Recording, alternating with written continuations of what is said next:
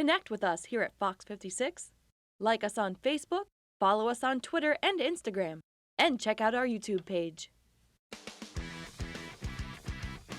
Hi everyone, I'm Erin Dugan from Fox 56 Sports, and welcome to Week 5 of high school football here on MyTV WQMY. Tonight, it's a battle between the Wyoming Valley and Lackawanna football conferences. Scranton Prep and Wyoming area have met 4 times this decade, with the Cavaliers winning all 4 games by an average of 22 points. Prep is under the direction of first-year head coach Terry Gallagher, who was a defensive coordinator last season under Nick Donato. Wyoming area is off to their best start since the 2012 season when they won the District 2 AA championship. The last 3 seasons, the Warriors finished 3-7 every year. Time now to get you out to this week's game. Scranton Prep has won 3 straight games since an opening season loss. The Cavaliers are ranked first in District 2 3A. We've gotten better, little small tweaks that we've done or little improvements we've seen each week. We have to continue to do that as the year goes on. You know, it's one game at a time. It's a one-game season for right now. We're worried about Wyoming area Friday night. So hopefully we play it better than we did last Saturday afternoon. Wyoming area has started the season without a loss. The Warriors are ranked 9th in the state in 4A. We were hoping with the experience that we were bringing back into the season with sophomores and juniors playing over the last few years. Some players have been playing significant roles since they were freshmen at this point. So this senior and junior class, we were hoping we're bringing that kind of experience that would allow us to have opportunities to be successful early, and we've certainly done that through the first 4 games. It's a crossover game between 2 of the best. Next.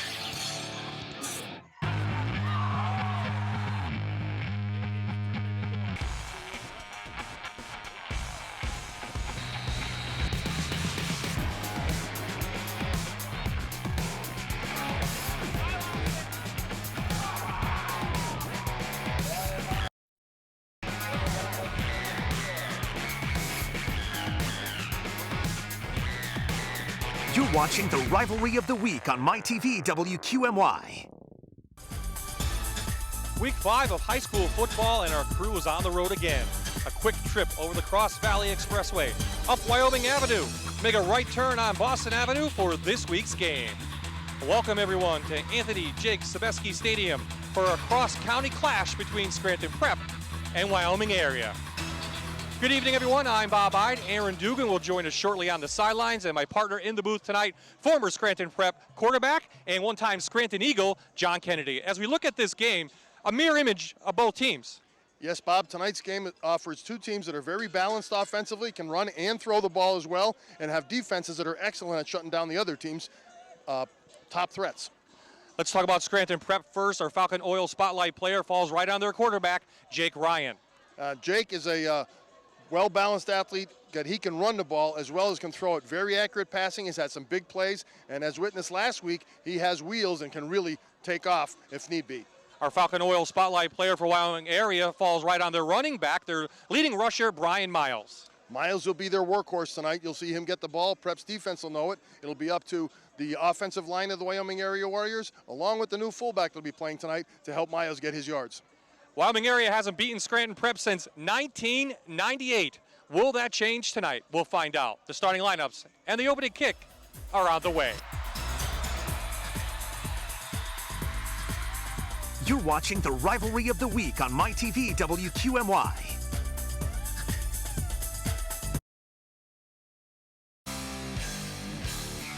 Here come the Cavaliers on the field here in West Pittston. 3-1 overall, 3-game winning streak.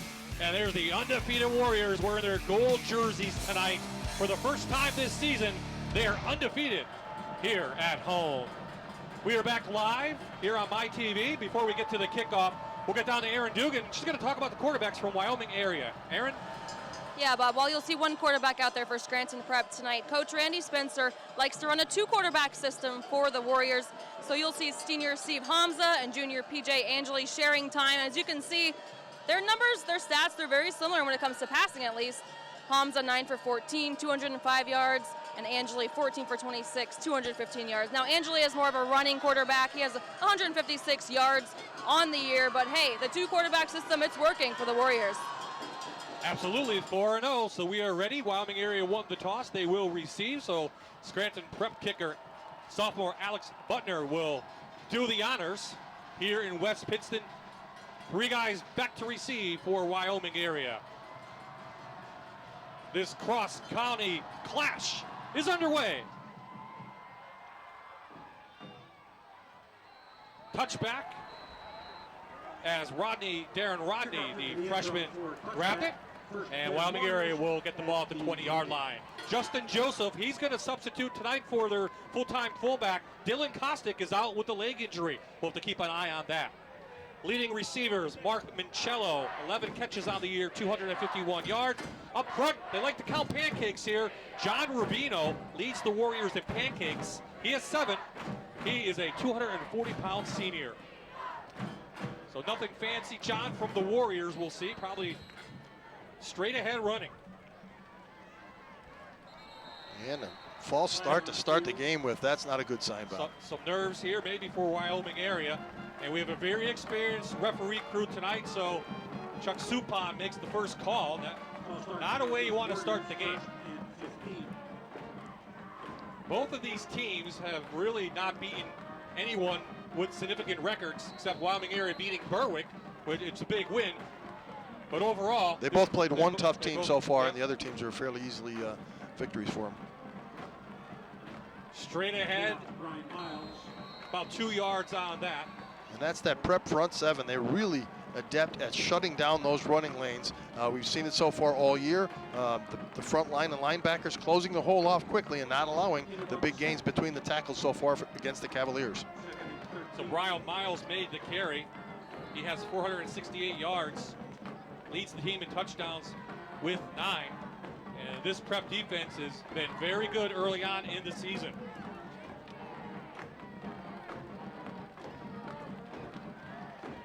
Second man through, and Ivan Malavich is there on the tackle. And here are your starters for the Cavalier defense, giving up only 7 points per game.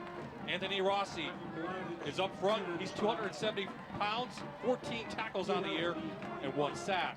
Linebackers are very active. Braden Burrier, he's not big, but he's got 30 tackles on the year. He leads the team.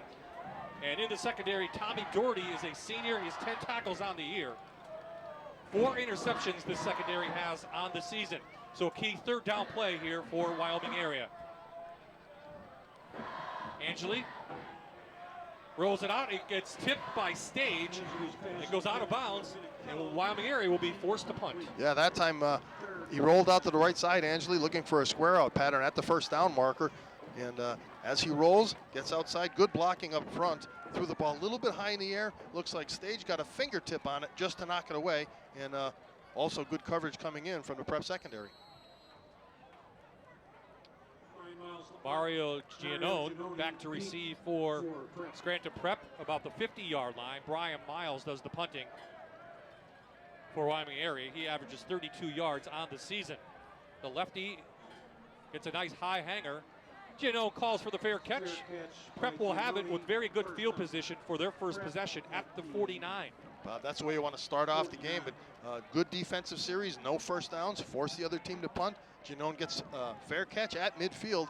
It's going to be 1st and 10 from just about the 49-yard line here. Good shape for the Cavaliers on their opening drive. There's Terry Gallagher, the first season coach here for the Cavaliers, taking over for longtime coach Nick Donato. He's a former linebacker at Prep, and he was the defensive coordinator a year ago.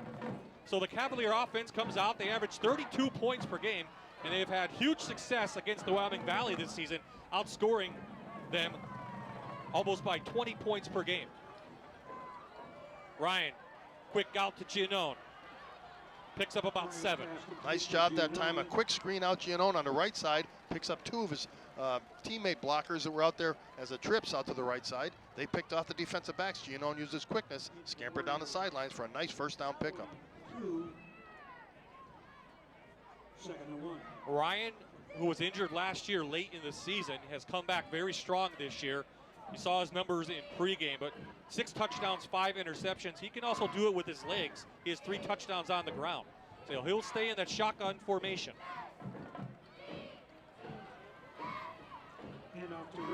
So a couple of yards. Looks like Prep will have their initial 1st down of the night. So Ricky Morgan had that carry. He's their leading runner this year, 525 yards, 5 touchdowns, 6-yard average on every play. The receivers, Jake Grady, he's having a career season. 13 catches, 230 yards, 2 touchdowns. Up front, they had to replace some guys, but Max Borgia, all-region left guard, leads the way.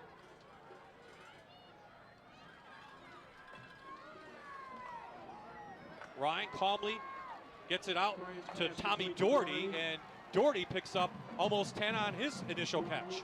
The Warriors secondary giving them plenty of room there, knowing that Ryan has an arm that can beat them deep with some speed with the receivers.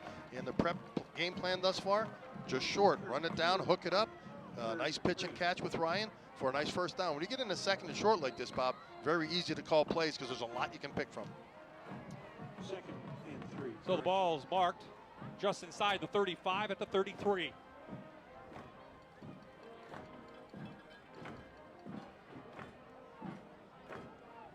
Toss to Morgan. Has a big push from his line, and he is inside the 25 to the 24. Another first down for the Cavaliers. So here are your starters for the defense, giving up 10 points per game on the season are the Warriors. James Eslick leads the way, 26 tackles on the year. 3.5 of those are for a loss. Just 2 linebackers. Miles will move from his safety position to replace Kostak at the linebacker position. He has 16 tackles on the year. In the secondary, P.J. Angeli has 12 solo tackles, 24 overall. Jeff Urban replaces Miles in the secondary. Prep loves this toss play, and Morgan runs it well. Pick up a 4 on that. They usually do very well with this. Morgan running behind the line. He's a patient runner who waits for his block. Sometimes you'll see him almost come to a stop, accelerate back through a crease that he finds inside. And you'll watch here as Burrier leads and tries to pick up 47 there. Ricky Morgan very patiently picks his way through the hole. Burry is listed at 185 pounds, just 5'9", but he plays much bigger than that. I'll tell you, he's a tough kid. He sticks his nose in there. He will be the lead blocker most of the time for Morgan. So Prep putting a nice drive together to begin their first possession. Ryan's a big, strong kid. Up to about the 20-yard line, third down on the way. That was called. That was a quarterback power where he just took the ball from the snap, went over his right tackle, followed his blockers. Coach Gallagher's not afraid to use Jake Ryan as just a quarterback run where there is no option involved. He just takes the ball. His speed and athletic ability gets the Cavaliers some big yards. You've seen this Cavalier team all year long. Assess their offensive line. Their offensive line does a nice job both ways. See, some offensive lines are better running, some at pass protecting. They do a nice job both ways, keeping the heat off of Ryan and also downfield blocks. Yeah, they had to replace some very good talent from last year, but so far so good. Ryan back over the head of the tight end, Cocodrilli. So a 4th down call on the way now for Terry Gallagher. Most likely to go for it, but they do have a nice place kicker, Alex Butner. He does have a very good leg. He does, and he can kick both righty and lefty, as we found out a few weeks ago, Bob. He can kick right and left? Left-footed. He kicked a left-footed field goal a few weeks ago that went through the uprights for a score. So I asked him before the game tonight, you're going to kick it righty or lefty? He says mostly righty tonight. Well, they're going to leave him on the sidelines, John, and we're going to go for it here on 4th down. 8th play of this drive, started at their own 49-yard line.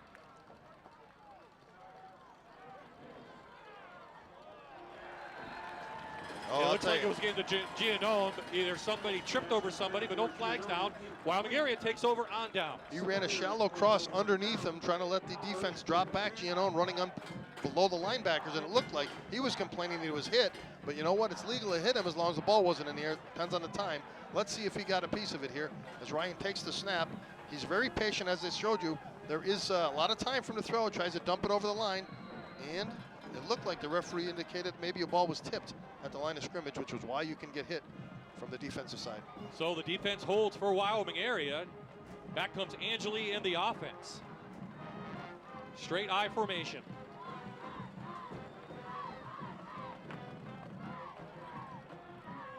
Miles trying to get outside, cuts it back for a couple yards. Nice gain of 4 for the senior. That time Wyoming area pulling their guard to try to get him out in front of Miles. Prep's pursuit from the inside out was very good, as they had 3 white shirts there waiting. Miles didn't have a lot of room, only able to pick up a couple yards on 1st down. And here he comes. Watch as the The guard there pulls. It's number 50 kicking out Polition. Miles made a nice cut inside, but look at that. 3 white shirts waiting for him as he cut it back up. No big room to run. Rossi on the tackle. So Angeli now goes into the shotgun. He can run it as well, but it doesn't get much blocking off that left-hand side. The Cavalier defense stops him. And John, one of the keys to the game, or Wendy's key to the game for Wyoming area is create scoring chances. So how do they do that? Well, they're going to have to take a chance at some plays. I don't think they're going to be able to pound it between the tackles on prep. They're going to have to either throw the ball or roll them out, get something outside, maybe make a block and have break a few tackles, make a big play and get some field position here. Right now, Prep's defense is dominating up front. The Warriors have beaten Wallenpaupack, Crestwood, and that what many people call an upset down in Berwick at Crispin Field. They beat the Dogs 34-20. They rebounded last week with a big win over Coughlin, 38-14. So third down, Angeli. Tried to hit his receiver over the middle. That was Minichello. Tried to get a right hand on it. Looks like fourth down on the way. Warriors will punt. And here he is as Angeli turns to fake, runs a waggle play, rolling to his right, has a little bit of time, some pressure, tries to run in there. Doherty's on the coverage, right on his back. The ball was high. Tough catch, but would have been spectacular had he pulled it in, Bob. Looked like two receivers were back to back. Yeah, you don't know which one he was going for. There were a little bit of confusion there on the routes that were too close. So this series, which has been dominated by Prep the last 4 years, is a defensive battle here early on. So a short punt. A shank, you can say that. I didn't say a shank, I said a short punt. So Cavaliers have it get all in of that one. Warrior territory at the 45. So 2 times, 2 possessions, very good field position. Yeah, now Prep's got to finish. That's what they didn't do in their first game of the season against Abington Heights. Was they were driving, dominating, got a lot of yards, didn't finish drives and get in the end zone. They've been able to do it until coming right here and finding out if they're going to be able to do it tonight against this tougher Warriors defense. Common opponent between these two teams was Coughlin, and Prep beat Coughlin week number 2, 23-22 to pick up their first win of the year. And then they beat Lake Lehman and Dallas pretty handily.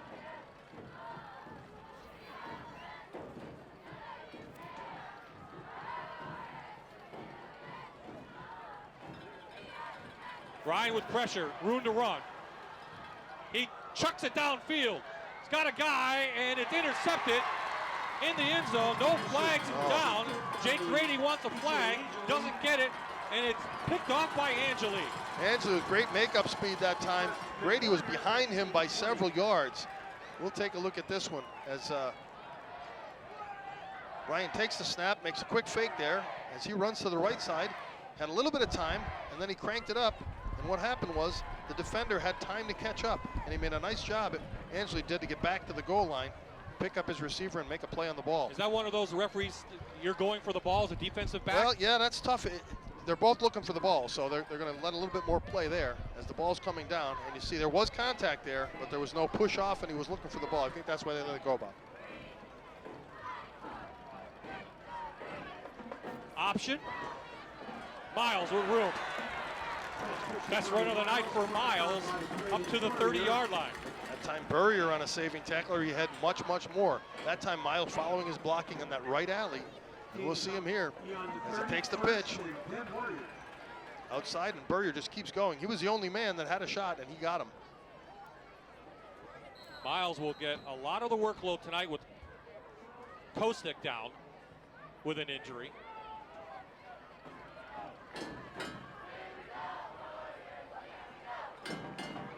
Stood up in the line of scrimmage.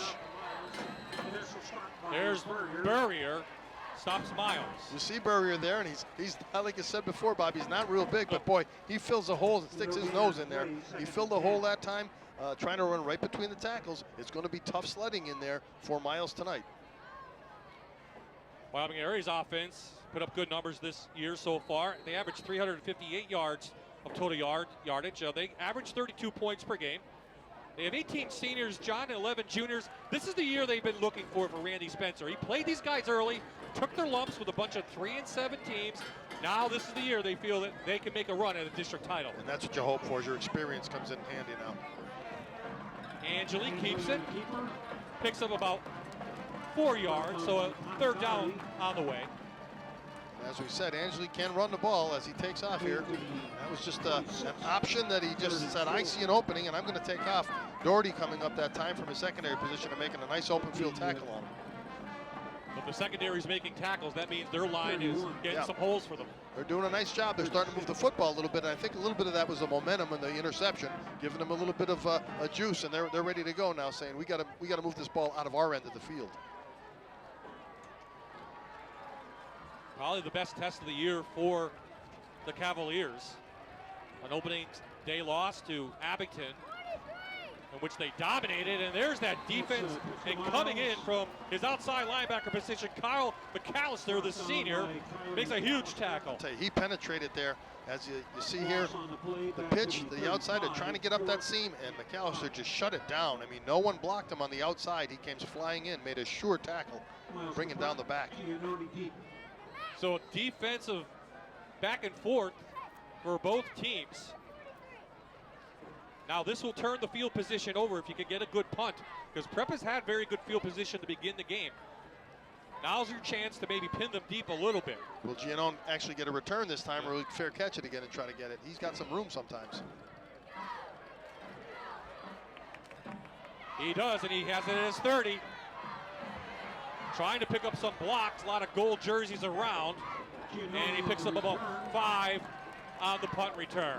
Oh, a lot of dancing there, but not a lot of yardage picked up. He was hoping that someone was going to overrun him and he'd pick up a seam and get some big yards. But Prep in their worst field position to start, and for 35 is your worst field position, 35-yard line. That's not too bad. Miles gets a good punt off this time. Last time he kind of shanked it. And you watch as Giannone tries to misses 1, misses 2, tries to go around 3, and they got nice coverage that time by the Warriors coverage team.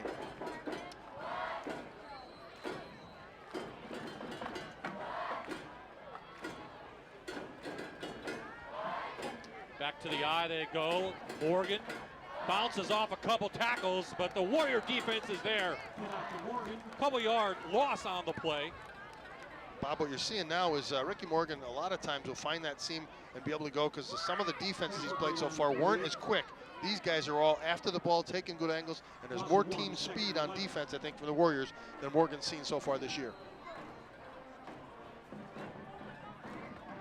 So Prep in a battle here last couple of weeks, and you know, while you say those scores are big for Prep and the games maybe are a little too easy, you want to see some more competition, some more hitting, maybe some better play, and they finally see it. It's how they respond right now. You need challenge to play the good teams and get used to that.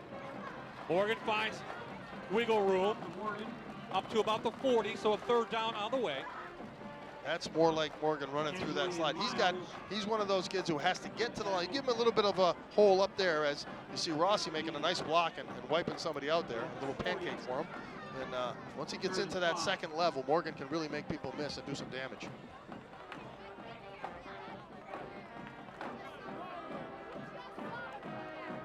Wyoming area cheerleaders, nice crowd on here at Sobeski Stadium in West Wyoming. A lot of home games so far. Ryan keeps him, and he is chased. Somehow gets out of there. I don't know if he was just trying to throw it away or looking for a receiver, but great penetration from the defense. He had 2 of them. They give him pressure really quick. As soon as he pulled that ball back after the fake, Ryan had to get out of town, had pressure on him, and did a nice job of throwing that. 2 receivers right next to each other, and there was probably a missed assignment there on the pass pattern to be run. So Jake Ryan 0 for 4 to begin this game in the first quarter, and we are scoreless. Kind of the game we expected to see. Both teams, a lot of talent on both sides. So Jake Ryan is the punter, and he averages over 40 yards, and he was booming them in pregame. He can hit a spiral and really carry that ball deep.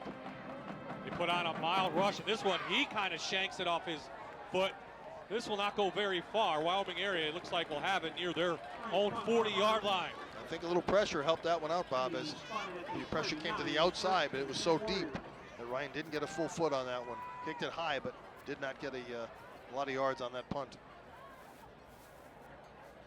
Better field position this time for Wyoming area to start their drive. So they'll put it right at the 39-yard line. Angeli comes in. We haven't seen Holmes yet at quarterback. And it looks like they're calling the plays from the sideline with the poster boards. We'll get a shot of that a little bit later on. That may be just for the offensive line. It might be for blocking assignments. So Wyoming area's best field position of the night. And they're going to hand it right off to Miles. Nothing fancy. They are trying to dig it right in there, Bob, and they're trying to go over Borgia and Rossi, and that is the strength of the Scranton Prep Cavalier defense. It's going to be tough to do that as they've been shutting it down each time so far that they've tried to go between the tackles. Well, this Prep defense has been very good. They only give up 95 yards on the ground, 37 through the air, 133 total, John. And they have 4 interceptions and taken away 3 fumbles, so they're +2 in the turnover category. They've been pretty balanced all year long, and other than 1 or 2 big plays early in the season, they really held it together. Angeli keeps it. He stood up by Burrier and a bunch of his friends. No gain. 3rd and long on the way for Wyoming area. What the Prep defensive line does is get good penetration. It disrupts the timing of the backs when they're getting their hand off to try to find. They're used to getting timing and following those linemen and saying so many steps and then I'm going to cut and that's where it's going to be. When you get penetration by the defensive line, all of a sudden the linemen have different angles and it's not where you think it's going to be. It gets closed up quickly. Some changes coming in for Scranton Prep. And John, we talked before the game about the depth from the Cavaliers over the last couple of years. You're replacing some good guys with some good guys. Their system has been to have next man up, and it's been successful the last several years. Let's look. Angeli looking for his first completion. He is chased, and he will throw it out of bounds wisely, and no flags on the play. Warriors will punt. Pressure that time and good coverage by the Prep secondary. Had nowhere to throw it. Had a little bit of time originally. Then he had been flushed from the pocket, ran to the right. Looks like Angeli prefers rolling right and throwing the passes. Couldn't find anybody open. That was wise to throw it out of bounds rather than force it.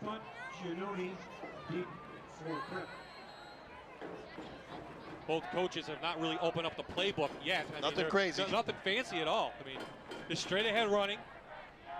Ryan did go long once. He had an intercepted in the end zone. But had it been earlier, it would have been a touchdown.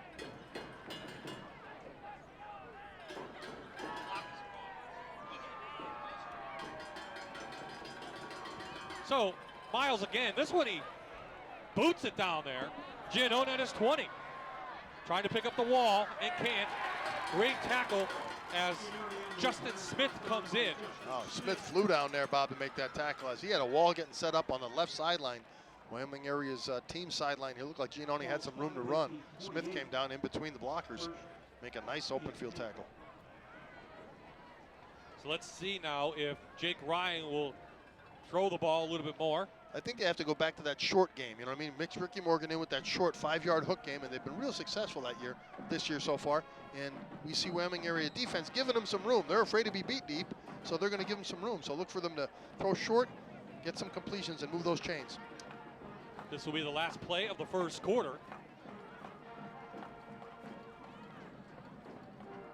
How about Burrier at the fullback? Breaks a tackle. Has running room. Up past the 40 to the 41. A first down for Scranton Prep, and that will do it. That's that little gut trap, Bob, and that just keeps the defense honest. And they right up the middle of the field for a big first down. That's a defensive game here in West Pittston, and we are scoreless after 1.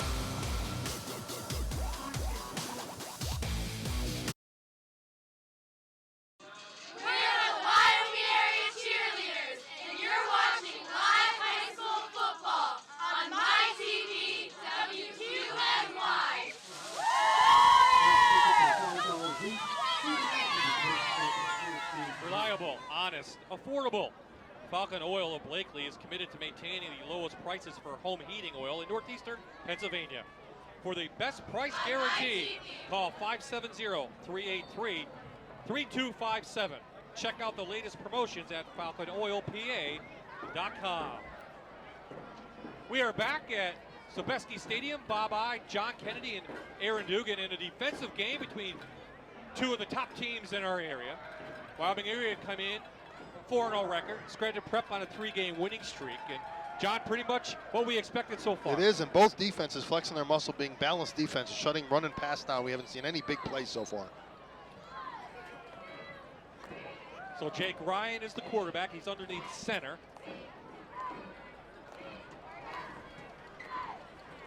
Morgan shuffles up to about the 44-yard line. Just running that blast play, they use Burrier as a lead back out of the eye. He's trying to pick up one man. They allow that offensive line that's been very, very effective to open up some holes. And this time, as you see him going left, taking his time, picking his way, getting a few yards there. Nothing big. That defensive Wyoming area is kind of bending a little bit, but not breaking. We'll talk about their center, number 50, Dominic Giacob. He is not a big guy either in the middle, 185 pounds. He's a senior, but he's a pretty good center. Certainly can use his blocking. And Morgan finds running room for the first time.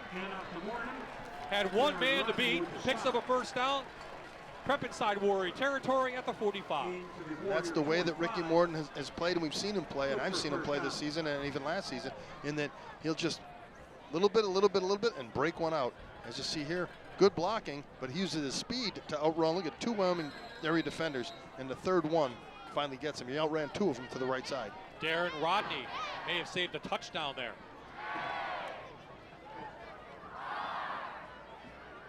Hot, humid night here in West Pittston. See how that plays out. Morgan off the right side has his head bent a little bit, but picks up 5. That helmet almost came off, Bob. The defense didn't want to give him that extra fall forward. Again, Prep doing it between the tackles for the most part. We've seen a couple pitches, but more of them between the tackles, trying to wear on that Wyoming area front 7 inside and get those yards. There is head coach Randy Spencer. He was in the white. He's in his 9th season, 44 and 46 overall. They did win the District 2 AA championship in 2012.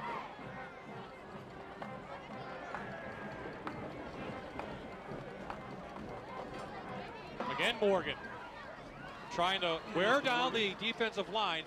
3rd and short on the way. What Prep's going to do, Bob, is they're going to establish this run and get some chains moving, and it's really going to open up the play action pass. And you're going to see Coach Geller's going to call that one time or another. He's going to fake it, going to get Ryan dropping back or rolling out, and get somebody trying to get streaking open there for a big play. So some changes now for Wyoming area to get some fresh guys in there up front on 3rd and short. Power I formation for the Cavaliers. Morgan breaks out, needs one block. Cuts it to the outside, and he finally goes out of bounds about the 10-yard line. Bob, if he didn't lose his balance there at the end, he was going to score a touchdown. And he's a little mad at himself, but it was a big play. As we see him following the double blockers, that's Burrier and Belavich. Spins out, and I think Wyoming area defense stopped a little, thought it was over. Giannone trying to block downfield, and he just stumbled a little bit and enabled that defender to come back and get him over and out of bounds and prevent that touchdown. Largest run of the night for either team, 26 yards. 1st and goal, Scranton Prep at the 9. And as you see, he's starting now to break them open, and then it won't be long before he may break a long one.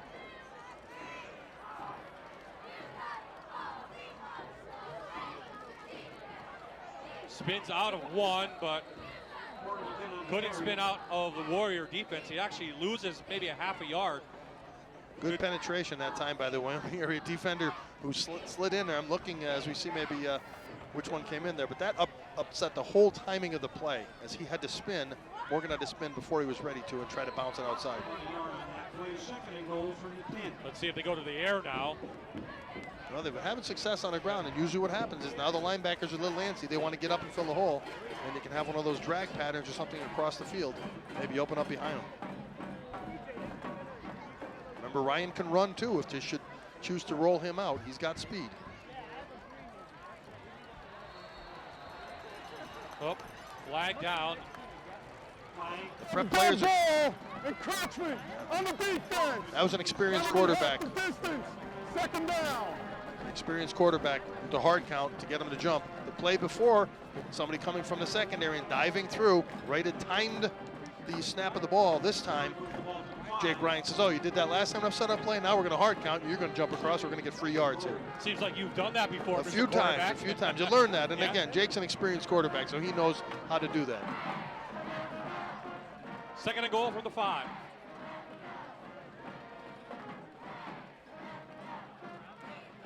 Morgan looking for anything.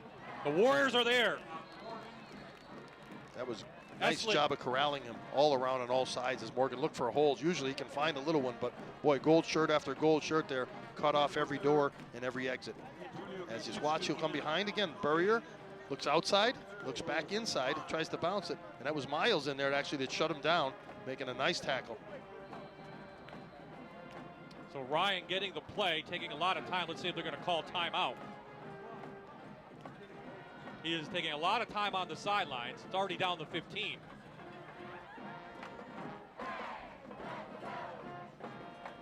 Yeah, not a lot of time for their motion and shifts that they do a lot. Under 10, let's see if Coach Gallagher wants to call timeout. They get it away to the air. In the middle, Giannone, touchdown, Scranton Prep. Oh, nice ball that time. We'll see it.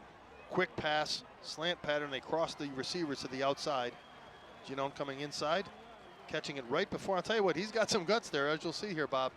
There was a defender right there. He did not hear footsteps when he hauled that pass in for the score. Well, we've seen that a couple of times from Jake Grady. He has a strong arm, has no fear. So here comes Button Allen for the extra point. Jake Grady does the holding. Button's going to kick it right. He's going to kick it right foot. We're double checking that, right? So we have our first score of the night.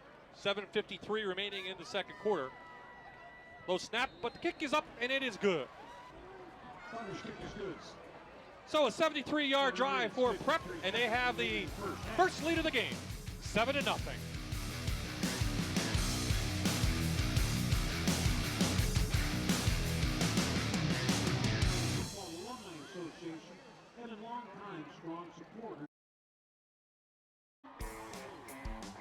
Cavaliers have the lead 7-0 over Wyoming area. Time now to find out where Aaron Dugan is. Bob, I am down at the interactive tent. We have tons of young fans here. They are having a blast. So guys, who's gonna win the game tonight? How about over here? Who's gonna win? Now I know a lot of you have a favorite player out there tonight. Who's your favorite player? It's Corey Angeli. Angeli, and you have a favorite player? Tony. Tony, all right. Well, they're having so much fun here tonight, but we want you at home to be able to get in on the action. As always, we have a gift card, a gas card from Falcon Oils from sponsoring tonight's game. All you have to do is tweet me the word of the night, which is fuel, F-U-E-L, fuel. Tweet me that word, and in the third quarter, one of you will win this gas card from Falcon Oil. All right, guys, what's your favorite team? Warriors! Lots of Warriors fans, Bob. Back to you. I wouldn't expect anything else. So, yeah, Wyoming area fans all over the place. They want their team to get on the board. Absolutely. And hopefully they do. Now there's an opportunity to get the ball back, and they're going to have to answer that long Prep drive that was all on the ground except for the last pass of Ryan and Giannone for the touchdown. So it was a 9-play drive for Scranton Prep, 73 yards, and they took almost 4.5 minutes off the clock. Now we do have reports of weather in the area. Some storms may be coming through, so hopefully this one gets to get played out. Here's Miles. Again, a couple yards, but the Prep defense is up to the challenge. Boy, all day long, those Prep linebackers just fill in the holes. The defensive linemen taking on the blockers, and then the linebackers just filling the holes in. That time it was Burrier, McAllister on the outside. Collision coming off of his block. They do it as a gang tackling, and I'll tell you, the Warriors do the same thing. Ricky Morgan's been the difference. He's had that little seams and made a couple big holes to get those first downs in that last drive.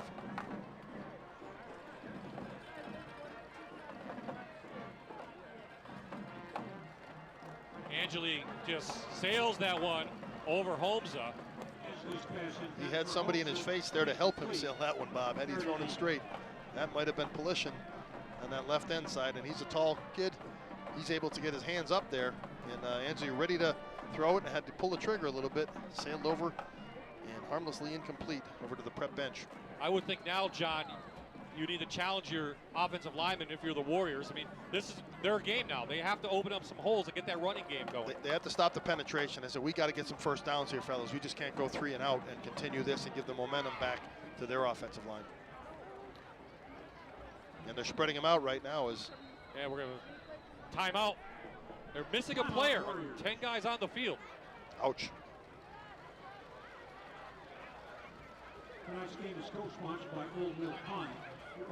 Okay, we'll take a timeout here on the field. Prep up by 7.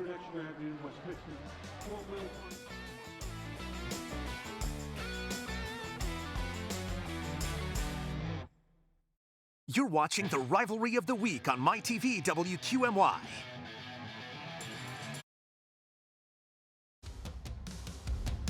So a quick timeout call from Wyoming area. Didn't have the right personnel on the field. 3rd and long on the way for the Warriors.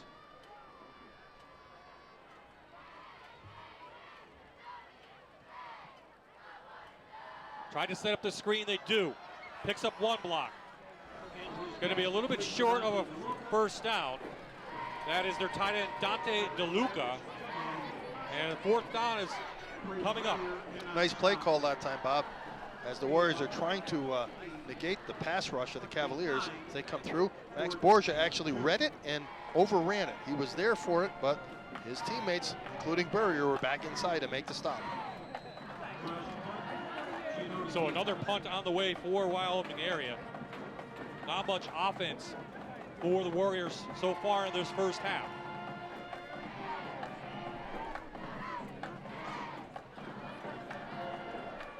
Four possessions, 4 punts for Miles. Let's see if he can get a good one off. This time he does. End over end. Giannone, I don't think he called for the fair catch. He gets knocked down at the Cavalier 44-yard line. That was a fair catch with a hit. He just caught it and got hit. Same place he caught it at, but again, good field position again for the Cavaliers. The exception of one drive, Bob, the field position has been tilted in Prep's favor. Absolutely. It started out with a couple of great field positions early on. Prep couldn't convert, give credit to the Warrior defense, and then a 73-yard drive the last time they had it. That's what really did it. And the Wyoming area has not been able to get out of their own end and get any explosive offensive plays to get some first downs.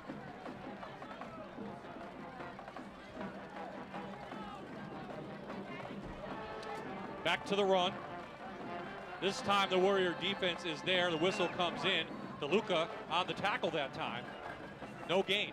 That time the Warrior defense did just what the Prep defense has been doing to those inside the tackle runs and really condensing down. As you'll see here, they get off the ball pretty well. And what happens?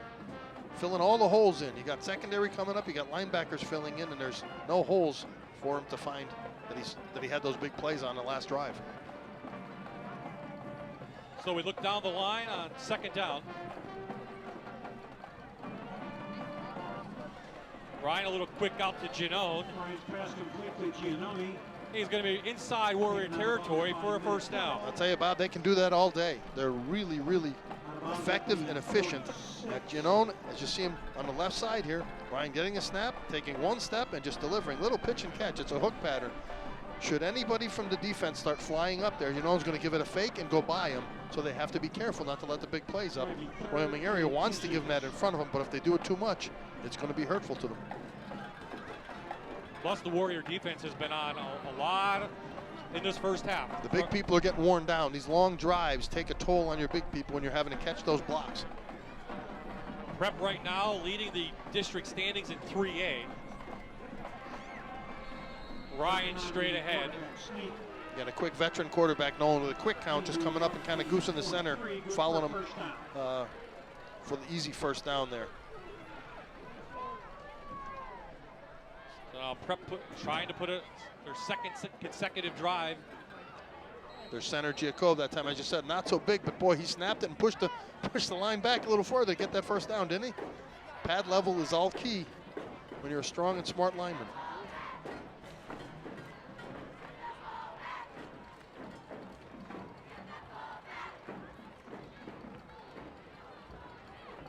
Ryan looking long, over the middle. Great defense down there by Minicello, trying to hit Giannone. Yeah, that's tough to stay with Giannone in a post pattern as he looked on the backside. Ryan looked off to the right, trying to get everybody out of there, but Minicello stayed right with him, stride for stride, forced a tough pass, went incomplete. I like the call, though, on first down. Absolutely, that's going to back everybody up. You know, when you throw the ball on first down, especially when you've been pounded on a run, now it's going to say, hey, we can't just fly everybody in trying to time those gaps and make a stop. We're going to have to play honest and keep the receivers in check. Wyoming area in a battle with Berwick and undefeated North Pocono, who we had last week in District 2 4A. So we'll keep an eye on that throughout the season. Ryan again, a little short dump to Doherty. Doherty fights up inside the 35. See the poise that Ryan has as he rolls to the right with pressure coming on him. He just waited until Doherty cleared the defender there and picked it up. Doherty made a nice play, and we'll see him coming from the back position in the backfield. Just dumps it off, boom, bobbled it a little bit, caught it, put his head down, beat one tackle, took two guys to take him down. What do you like about his poise? He just took his time. He wasn't hurried. He was waiting for his receiver to come out saying, there he goes, I'm just going to dump it once he clears. You know, some quarterbacks would get nervous and be double pumping in there and then throw an errant pass. Third and short, they'll straight through on Ryan. So what do you think Jake Ryan projects at the next level? I mean, is it Ivy League? Could he go to the Ivy League, a Patriot League as a quarterback? Or do you think he's a great punter, he plays defense really well? At that level, I don't know that he's going to be a pocket passer kind of thing like that. But again, where we're at right now, does he have the kind of skills that it's going to take to do a major college read option stuff? Not sure. I'm talking maybe either the punter or even the defensive back that he's played well. And we haven't seen him in a play yet tonight, but he hasn't passed this year. So probably up to what his interest is, what he wants to work on. Very athletic family. Dan, his brother, plays for Colgate. He was a wide receiver a couple years ago. And he was fast too. He was Danny's really fast. He was fast. His dad, who I've been friends with for a long time, Jeff. Yep. Yeah, he played basketball at Prep, and part of the his dad was the golf coach. So, athletic family. Absolutely. He's doing a nice job coming back from that injury last year to become Prep starter and experienced quarterback. And we've seen him a couple plays with the quarterback sneaks, the long hard counts to get the other team to jump. He's their leader for sure on offense. Warriors need to stop. They're down 7.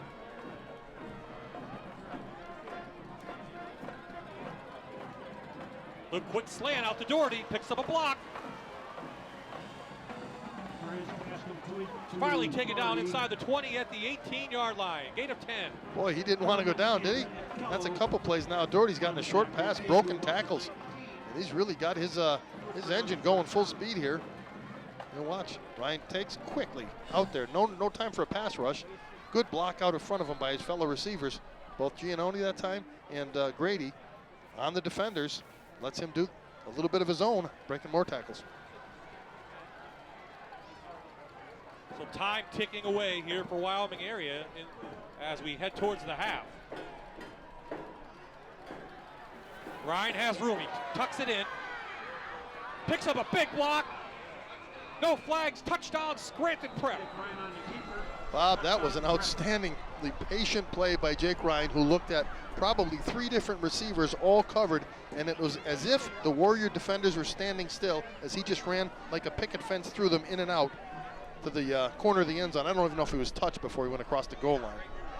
What a nice run and a patient run by Jake Ryan, using his speed to really get to the corner. 19 yards on the quarterback keeper. Butner, in for the extra point. And this quarter looks like it has been dominated by the Scranton Prep Cavaliers. It's up and good. 14 unanswered points for Scranton Prep, and they lead this one by 2 touchdowns here in West Pittston.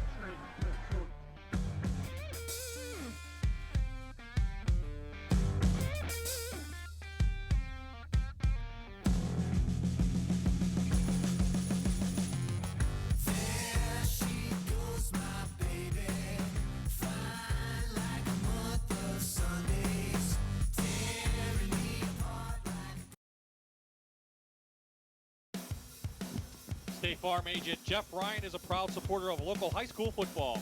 Call today for a quote on your auto, life, home, or renter's insurance. You can reach Jeff online at jeffryaninsurance.com. Check out his Facebook page or just stop at his office at Bill's ShopRite Plaza in Moscow. Now is a great time for an insurance and financial review. Good luck to the Cavaliers. So 14 points put up on the board. 2 nice drives put on by the Cavaliers, and the Warriors find themselves down 14.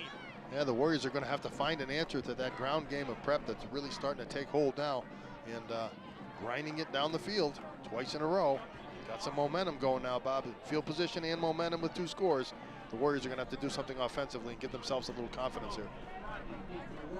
That was a 9-play, 66-yard drive. And he really ate up a lot of time, almost 6 minutes on the clock. So here's a chance for the Warriors to get back on special teams.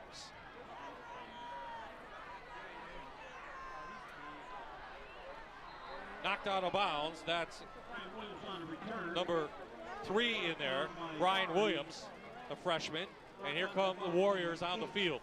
2:39 left, some time left, but not sure you want to risk an interception or a fumble. They're going to have to be smart. They're going to have to see what the first couple plays bring, I think. That if they get some success in the first couple plays and start moving it out of the shadow of their own goalpost, then they're going to be able to start opening it up a little bit. But yeah, I wouldn't go crazy here too early. You don't want to go down 3 scores before halftime.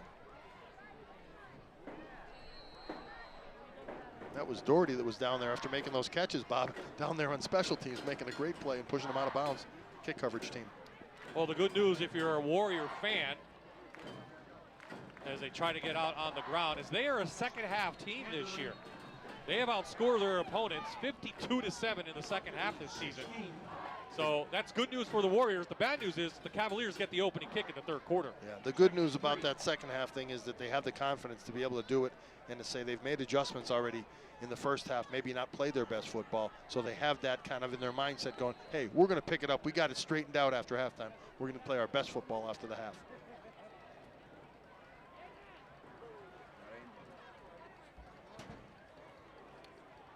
Angeli Content stood up by Burrier and Malavich in there. 3rd and short on the way. And not sure if Coach Gallagher wants to call some timeouts, maybe get the ball back. Could be if they're going to stay on the ground especially and run that clock down. This time just a quarterback draw right off the bat. And both linebackers, Burrier and Malavich, as you said, filling that hole, stopping them short of the first down. Prep has 3 timeouts remaining.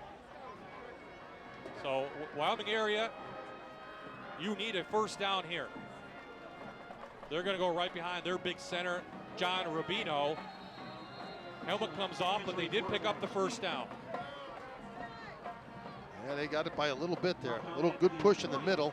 Rubino and his guards at his side, able to get just enough. And I think part of that was Angeli wiggling himself for the first down. And Angeli has to come off for a play. He lost his helmet. So Holmza will go in as quarterback for the first time tonight. And the ball is at their 20.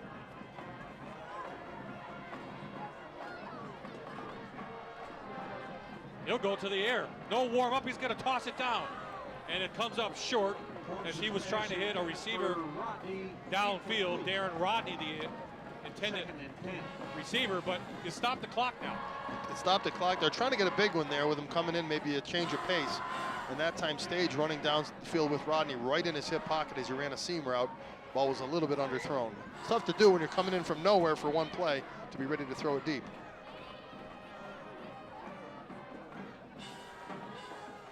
Angeli back in the game now.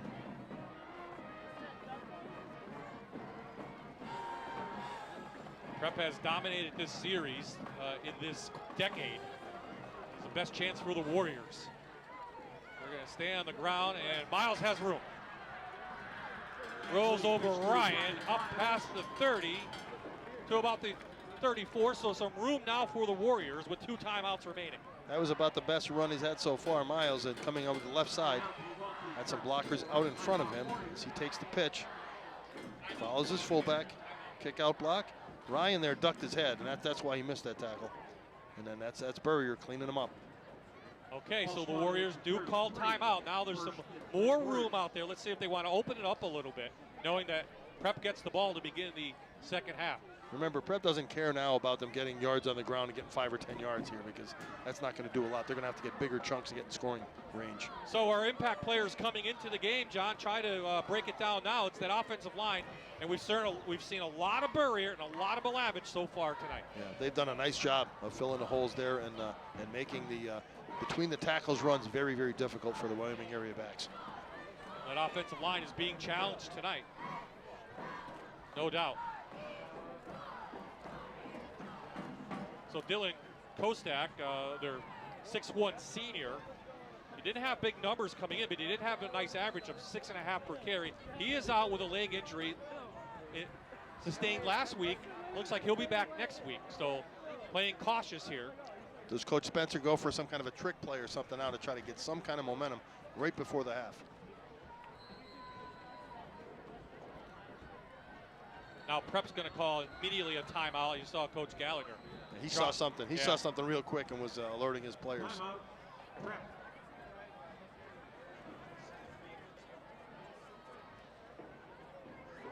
He continues to call the defense, which, you know, being a linebacker. Hey, and that's your thing, man. That's what you do. That's your forte, your strength. And, you know, he obviously knows the kids coming up with them the last several years under Coach Nick Donato, the coach who really built the program back at Scranton Prep. And, you know, being a Prep alumnus, I'm happy that, you know, things got going, that they're right in the thick of things now every year, and they've had a program. You see so many programs that it just takes somebody to build the program up, and then it kind of continues. You'll have off years of rebuilding, but you know, some of the schools, it's tough when you go 0-10 a couple years in a row. The Giants host the defending NFC East champion Washington Redskins this Sunday. Don't miss the matchup of the week between Odell Beckham and Josh Norman is going to play out this Sunday at 1, only on Fox 56. I guess we should say how the matchup comes out. That was my fault. That's a big matchup. There'll be a lot of chatter on the field. Yeah, there'll be mouths going the whole time. I'm sure both coaches are warning them. You better not be getting flags on this one and costing our team. Okay, 2 timeouts in a row, and finally some action on the field. Looks like trying to nope, go to long. Angeli. Angeli's pass intended for DeLuca. DeLuca, the intended receiver, sailed over him. Good coverage that time by the Prep secondary. Everybody picking up a man. DeLuca's trying to run down that seam and get behind the safety. That's awful tough to do when they know it's coming almost in a prevent type defense. And I'm sure that's what Coach Gallagher was getting through to his secondary. Hey, nothing behind us. Keep it in front of us with this much time to go in the clock. I suspect the Warriors now will go back to the ground game. And Prep's defense is right there. McAllister with the first hit, along with Borgia. Again, penetration that time in the backfield. They're going to come and pitch it to the left side. Pulls the guard, comes back.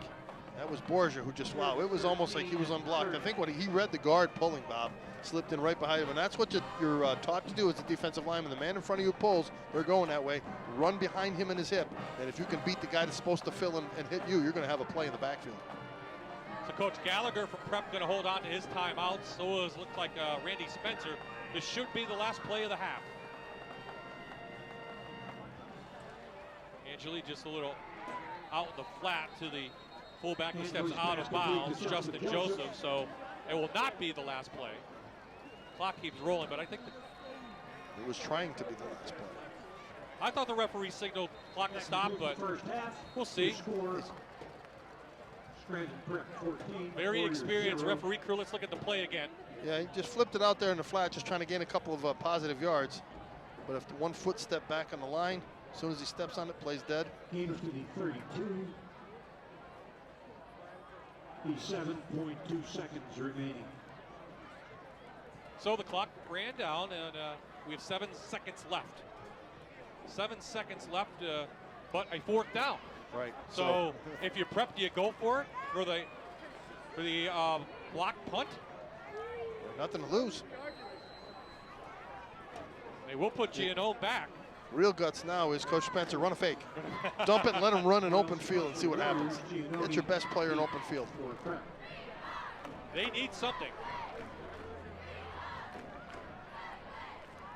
Miles might have to ice his leg at the half. Giannone, he'll pick it up on a bounce. Couple blocks, and that will do it. So the second quarter dominated by the Scranton Prep Cavaliers. They put 2 long drives together, and they lead at the half, 14-0, John.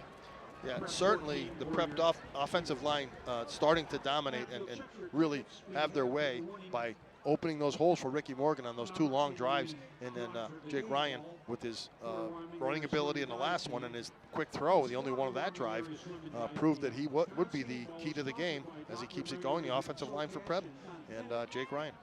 Okay, let's head down to Aaron with Coach Gallagher. Coach, a bit of a defensive battle to start, but able to get 2 nice drives together. How happy are you with the team going into the half? Very happy. We're doing a good job. They're doing a great job. We just have to continue to do what we're doing, and hopefully it'll all work out. All right, thanks a lot. Thanks. Bob? Thank you, Aaron. Very to the point is Coach Gallagher. So Cavaliers over the Warriors here on our Rivalry of the Week game, 14-0 at the half.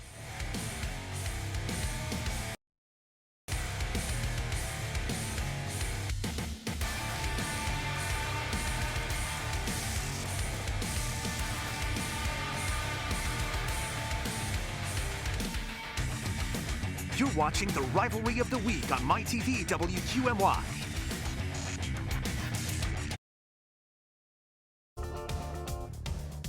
Welcome back to Wyoming area. You're watching live high school football on MyTV WQMY. Scranton Prep the visitor tonight 14-0 over Wyoming area. I'm Erin Dugan. We thank you so much for joining us. A very familiar face to the Fox 56 sports crew. Joining me now, Andrew Kettle. Andrew, every single year it comes closer and closer. It just seems like the years are flying by for Coaches versus Cancer, and the tip-off breakfast is coming up. Tell us all about that. Yeah, we're excited for November 6th, Sunday, November 6th at Scranton Prep for our Coach Steve Donahue from University of Pennsylvania will be our guest speaker. And just another year, of everyone here in Northeast Pennsylvania getting behind this cause and helping fight this terrible disease. You always seem to get such great speakers, and I know it's easy for you because they really want to get involved. Yeah, and they really sacrifice a lot because the college teams are in season at that point.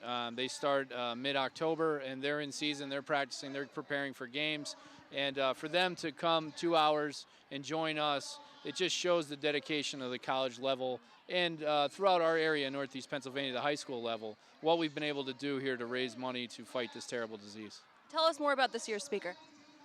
Coach Steve Donahue has been around for a while. He coached at Boston College for a little bit, Cornell, and now he's back at University of Pennsylvania for the past few years, where he started off as an assistant coach. So, to have him here in November is just another feather in our cap locally with coaches. As I mentioned before, the year is just flying by. What year is this for Coaches versus Cancer? This is our 9th annual, which is amazing. 9 years and over $1 million raised. We can't thank everyone enough here in the community, the schools, the student athletes, the sponsors, Fox 56, and everyone who's really helped us bring this thing to a point where we never imagined. And every little bit helps for every school, but there was a couple of schools last year that really got together and did some great things. Yeah, it's amazing what these students do and the school communities do. Look at Elk Lake, who's gone above and beyond everyone in District 2. I think they were $25,000 last year in, schools like Valley View, Scranton Prep, Abington. The list is on and on. Wyoming area does a great job. We're just so happy that everyone supports what we do. And unfortunately, we're all touched by this. And, it's just another year, and hopefully we're closer to a cure. And Suits and Sneakers Week coming up. For those who don't know, what goes on during that week, and what are the dates for that? So Suits and Sneakers Week is a week-long games throughout the Lackawanna League and Wyoming Valley Conference. Regular league games. Schools pick which game they want to be their Coaches versus Cancer game. We sell T-shirts. Schools do different things to raise money on their own. They can come up with ideas. Coaches wear sneakers on the sidelines to raise awareness.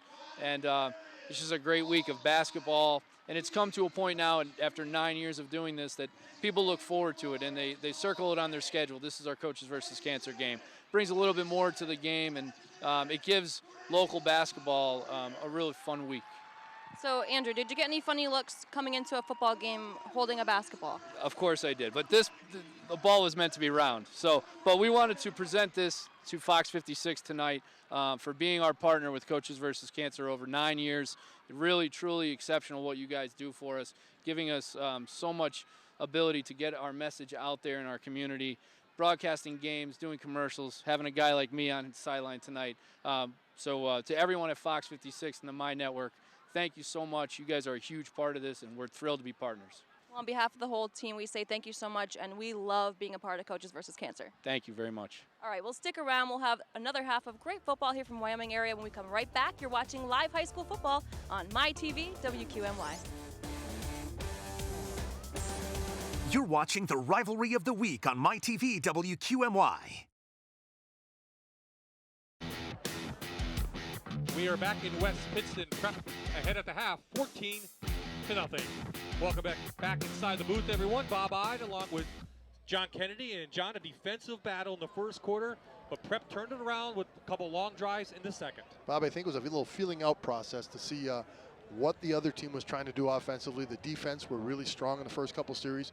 Perhaps offensive line really taking it to them for 2 straight long drives. That's the difference in the game so far. Absolutely. Let's take a look at some highlights, though, from the first half. And as I said, defensive game in that first quarter. Interception by P.J. Angeli, a highlight for the Warriors. That could have been a big play, too, for Prep, but it turned into a momentum turner to get the Warriors out of trouble. The defense also playing well for the Cavaliers. Angeli with a short gain. And the pursuit of the Prep defenders is just, relentless, coming from the inside, outside, everywhere, surrounding the ball carriers of the Warriors. It's maybe the longest run of the half. That was miles in all Wyoming area. Just 58 yards of total offense in that first half, and then Ricky Morgan got things going. Morgan kind of found his rhythm behind that offensive line that started really leaning on the defense of the Warriors, and that play right there, he stumbled, or he may have gotten in that play. It was only a few plays later. And how about that pass from Orion? It was a dart right before he hit the safety. As you see him, he stuck it right into his on the goal line, stuck it into his hands, pulled it in. Then Cavaliers went on another 9-play drive. It was capped by this play right here. See that? He just hit another speed. I mean, he was jogging out there, and then when he turned it on, he just blew by all the Warrior defenders. And that's where we are. Scranton Prep, 30 plays run, 147 yards. Total offense, Wyoming area, 23 plays, just 58 yards of offense. Wyoming area, they need to make some changes at the half. 2 first downs. The only thing that's good about Wyoming area is that they're only down 2 touchdowns. That's good for them. It's good news. They have hope. They're a second half team. I'm sure they made adjustments in the halftime. Coach Spencer saying, hey, they're doing this and this. Let's shut them down. Offensively is really where they have to work on. They got to get some explosion there. They got to get some big plays going. I don't think they're going to be able to pound it for long drives against this Cavalier defense. Well, Wyoming area, are they a second half team? We'll find out here tonight. Scranton Prep will get the ball to begin the third quarter. When John and I come back, we'll break down the District 2 standings here on MyTV.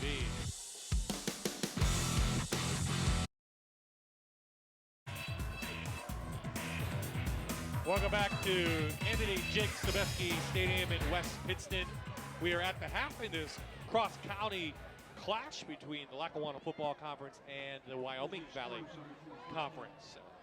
Football games all over the area tonight in District 2, and check out some standings now from the Wyoming Valley Conference, the 4A division. Wyoming area kind of running away with it. They already beat Coughlin, Tunkhannock. They already beat Berwick. Pretty much it's Wyoming areas to win or lose. We have Berwick there still challenging. Sure, with only 1 loss there, it certainly can come back, and you never know. They turn their season around and not let that happen again and be upset. And Wyoming area drops 1 here or 1 there. It could be a battle with Berwick later in the season.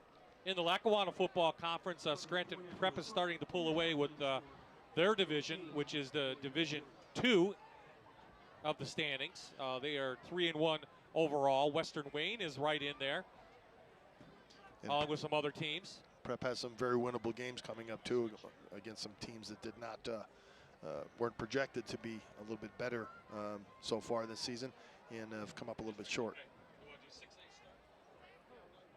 Okay, so some district standings now. North Pocono, Wyoming area, Berwick, Coughlin. Again, 8 teams make this playoff. That's a lot of teams. Yeah. There's teams that with not winning records that are going to make in the playoffs. And you know what? Once you get in, when you get into the show, anything can happen as long as you're healthy. And that's what happens a lot of times. A good team will have some injuries. So 5A, all 3 teams get in. They go against District 11. Abington Heights, who Prep lost to, pulling away with that. Valley West in a tussle tonight with Dallas. And again, all three will get in, while Paupack will have a sub-500 record. That's tough going in when you know your team isn't the team of destiny this year, and you still get to go in the playoffs. I guess you get another game to play and maybe pull an upset off. 6A, again, all four get in. Scranton, a tough one for the bell tonight. Delaware Valley and North Pocono going at it. And Williamsport actually losing to Shikellamy early on. So all four make it there. Williamsport, Del Val in a couple weeks, that's going to be a heck of a game. Yeah, that would be a good one with the big schools going to see who's going to be battle for this district and take the championship and go into the playoffs. And here is Scranton Prep along with Hanover and Western Wayne in the 3A. 4 teams make this playoff. And, that's going to be a tussle for that last spot, quite frankly. Maybe the last two. For Nanticoke still has a chance. Myers already beat Nanticoke. Western Wayne winning tonight. They still have to play Prep. Right, and that's one of the ones that Prep playing Western Wayne. I think that Western Wayne's going to give them a tussle just because it's a direct bearing on a playoff situation. So Western Wayne's going to bring their A game when they play Scranton Prep. Probably the most dominant team in 2A. Dunmore now pulling out tonight against Holy Cross. They already beat Lakeland. They already beat Riverside. Lakeland and Riverside playing next week. And again, 4 teams get into that playoff, but it looks like it's Dunmore's to lose. And we've seen the last couple seasons where Prep has been the one that beat Dunmore game 1, and they've gone on a winning streak and in the state playoffs deep. So Dunmore seems to get better as the season goes on the past several years. If that continues, they certainly will have a hold of District 2. Single A, that's still a toss-up as well. Old Forge is losing tonight. And Lackawanna Trail is losing. They're going to tussle October 7th. Northwest has the win over Lake Lehman. 2 teams get in to play for the championship in that first week. Maybe Old Forge not having the dominant team they have in the past several years, but trying to reload a little bit, and Coach Schuback down there trying to get them back on the right page to go into the playoffs. So both teams are back on the field. They are ready to kick this one underway. This is a key opening drive for both teams. The Wyoming area needs a stop to get that ball back. So Doherty back to receive. And this one by Charney for Wyoming area is kicked. Little squibber. Doherty finally taken out past the 20 to the 23. He almost ran back to the middle of the field, but decided better of it when a bunch of gold jerseys were coming by him. Did a nice job to get outside the 20 that time. So Aaron had a chance to talk to Randy Spencer. After the replay, we'll send it down to her. And there he is coming up the sidelines, as you see, getting out of bounds. I mean, there's 3 players. He's not going to go anywhere after that. A good job to get it out past the 20 for Prep's first drive. Aaron, what did he say? Well, Bob, Coach Spencer said credit to Scranton Prep. They really did come out and make those plays, but he really needs his offense to step up and start making some plays of their own. He wants the offense to be a little bit more diverse in the second half, maybe mix it up a little bit more with the pass and the run. But he also said, hey, the plays are there to be made, and they're still right there in this thing, and he's excited for the second half. Well, positive coach speak. I mean, it's going to come down to maybe this drive and their offensive line. Sounds like Coach Spencer thinks that it's a matter of execution, that things are set up the right way. They just have to execute them, and I'm sure adjustments at halftime are planned to execute them successfully. A couple yards on the first play from scrimmage for the Cavaliers here in the third quarter. And let's see if this line now can put a strong drive together. Wyoming area did have success in the first quarter. Absolutely. Defensively. Quick to Giannone, but great defense shooting in from his cornerback spot. Was number 10, Minicello. And we were injured. Yeah, that was Minicello. He came in. I think he might have hit him with the head as he flies in. You'll see Ryan take the shotgun snap quickly over to Giannone. Minicello, yeah, he hit him with his head into the shoulders and kind of just dropped there. Don't like to see this. That's never good when you're laying there motionless on your stomach. Minicello made a nice play, but I think the impact of his head hitting into the shoulder pads of Giannone, what did it to him? So the doctors are out to see him. And we'll look at it again. John, have you ever had this happen? Well, I'll tell you what. When your helmet comes in, it was almost helmet to helmet. He hit the bottom of the face mask there, as you see on the replay, but it dropped him. I mean, that really is a powerful impact to your head and neck. Okay, we'll take a quick timeout on the field. We'll check on number 10 when we return.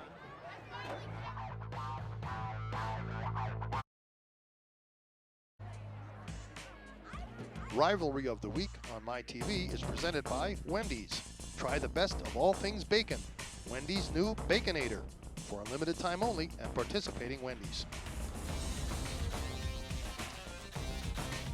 We are back at Jake Sobeski Stadium. All the Warriors have taken a knee. Yeah, both teams, even the prep players over there, Bob, as you see, that's it's not a good sign, but a lot of times it's precautionary if there is something to do with the head or neck injury. Mark Minichello, a 5'9", 155-pound junior, remains on the turf. His mom has been called out. We'll take this as we see it, but let's take a look at some of the what's coming up for Wyoming area. Start out with 4 big wins. We talked about that. I mean, they come out with Kewal and Paul Pack. Crestwood, Berwick, Coughlin, 4 big wins as Minichello actually walks off the field. That's great news. They have Hanover, which is going to be tough because we saw them in 3A. Dallas, a big game at Williamsport. They have to travel, and then they have to play down, their big rivalry game against Pittston area. Well, the work's cut out for them. They got off to a good start and having a little tough time so far this half, but an opportunity with 1 half of football to go for the Warriors to get back in this game. Great news as Minichello walked off behind the prep bench. So always nice when you see a youngster that with that kind of serious-looking injury able to come up on off, and hopefully it's just a wind knocked out of him or a stinger. So we are back to the action. The ball is on the prep 23-yard line. It's 3rd and long on the way for the Cavaliers. The Warriors looking for a stop to get that ball back. Down 14.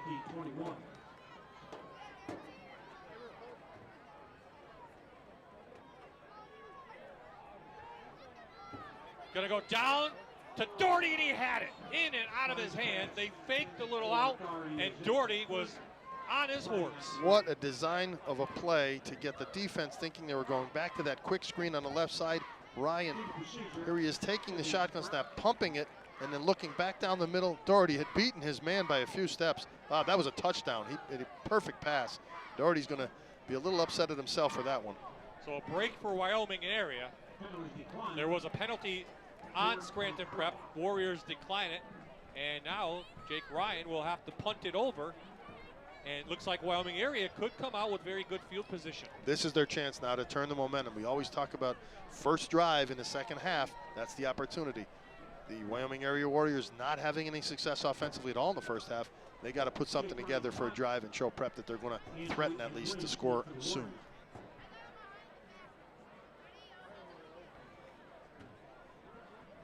Looks like Angeli is back to receive. It's usually Minichello. Low snap.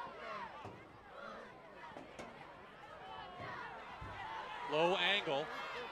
And they have room to run. Flag comes in a little bit late. Flag was near the return man, an indication of an illegal block, whether it's a hold or a clip. Ryan Williams was the return man. He's a freshman, so let's see. Chuck Supon is our referee tonight. Very experienced crew in there. There you see Paul Sheehan. And it will go against the Warriors. Okay, we're taking. So this will push them back from the point. Runs it back there. Okay. Yeah. Blocking the back. Stage got it right. Right as he was coming in for the play. He would have been in on the tackle had he not been pushed in the back. Okay, so it backs up to the 40. Not bad field position now. Let's see what the Warriors can do. Just 58 yards of offense in that first half. 2 first downs. I think they're going to have to throw the ball a little bit on first down, Bob, and get that Prep defensive second level backing up a little bit and keep them honest. So it's P.J. Angeli who is underneath center, the junior. Barrier right there with McAllister. A loss of 1. That Cavalier linebacker crew is really doing a job tonight filling those holes. He came out of that fake that time, Angeli running to the right side, and there was no room to run. 2 Prep defenders, 2 linebackers in the backfield waiting for him.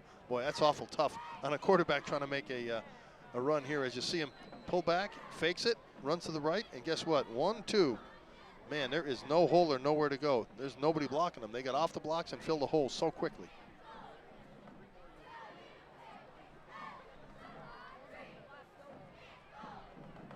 Angeli going to swing it out as a receiver. That is Holmes, his first catch of the night. Gets a lot of that yardage back. It's going to be 3rd and short on the way. That was the prettiest play that they've had all night. Well executed with the quick fake and running Holmes, again, getting him open. As you see here, he takes a quick fake just to hold the linebacker. Holmes are running it out to the right side. And that time it was Giannone backed up and gave him some room. underneath, not wanting to get beat deep. Oh, they gave him a first down. So right at midfield, the Warriors pick up their third first down of the game. Holmes did that with that dive forward after he caught it, Bob. Giannone taking his legs out. He dove forward and was able to get the first down. And good things for the Warriors now in this first drive. Let's see if this gets them going. Their play clock is rolling down. They do get it off. Some mix-up in the backfield, and that cost them time. Miles shut down. Yeah, that was an ugly pitch as he turned around to pitch it. It looked like there was fullback was actually in the way of the pitch. Somebody took a misstep there. You're the Warriors now. You're play calling. You see this aggressive defense. Is this where you kind of go the other way? Well, you got a counter play be all right. Again, another screen pass would be fine as long as you're able to let them come in. Again, last time Borgia read that screen pass and they weren't able to complete it. But slow the rush down with the screen pass. Get something quick into a receiver in open field. Angeli in the shotgun. He's trying to set something up. Turns it down, picks it up, and Malavich with the stop, but not before. Angeli gets down to the 41. Looks like third and short, pick up of 10. That time, P.J. Angeli with nice patience. Didn't find somebody open. Takes a snap here. He's looking downfield to the right. Looks, gets a little pressure, and he just weaves his way into the middle. Shows his athletic ability, as we said before the game. He's a runner, too. He can run the ball. Again, the Warriors have outscored their opponents in the second half by 43 this season in their first 4 games.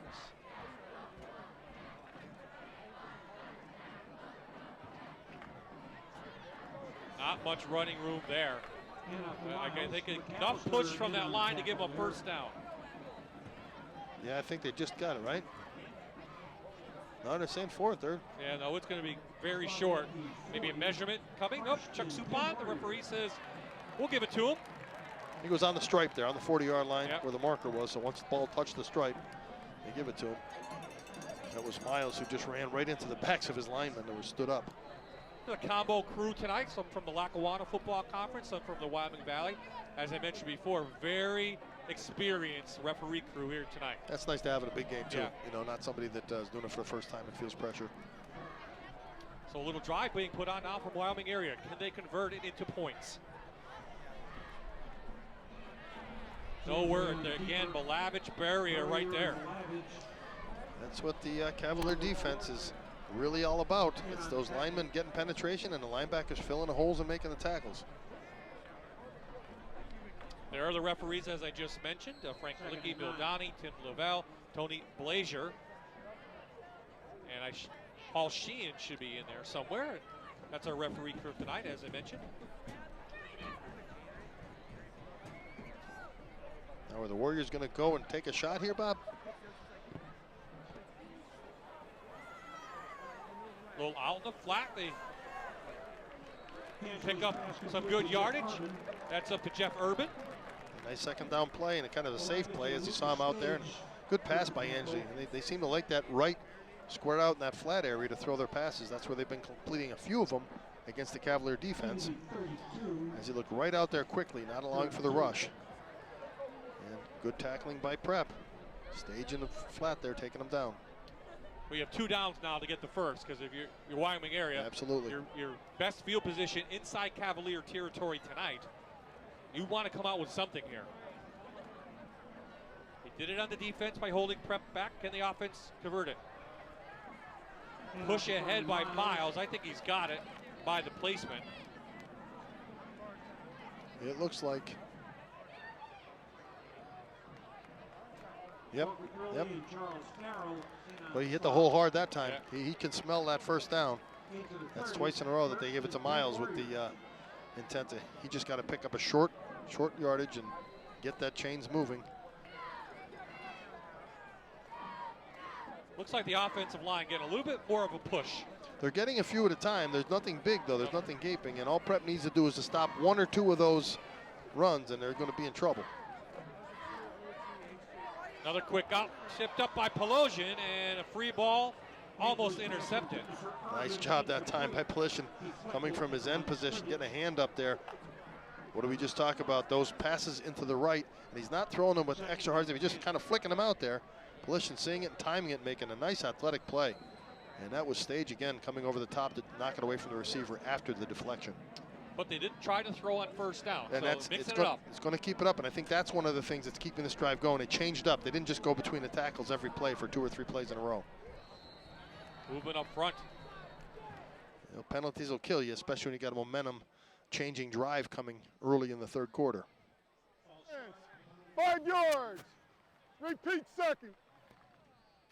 Goes against the Warriors, and it's just Randy Spencer, very calm individual, just kind of there, you know, but does set up 2nd and 15 compared to 2nd and 10. What Coach Spencer doesn't want to be in is 3rd and long. They've got to get some yards this play. I don't think they should run something right between the tackles again, because they've been picking up a couple yards there, but spread them out, throw the ball, get something wide, get half the yards back at least, make it 3rd and manageable.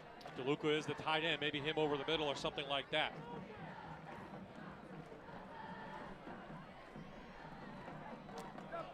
Out. Oh, a little razzle dazzle. Miles has it, and a big gainer from Wyoming area. Well executed play. That's the old hook and ladder Yep. play.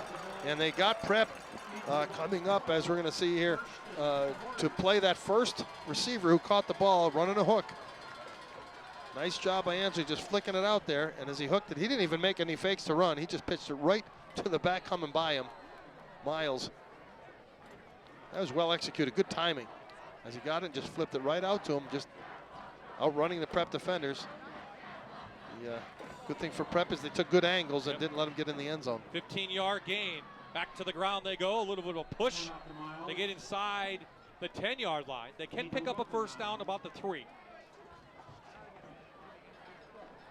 Now it's the Warrior line that's starting to get a little bit of push on prep, but again, they're doing it by passing the ball a little bit and trying to go outside rather than trying to stay consistently between those tackles where they've had no luck tonight.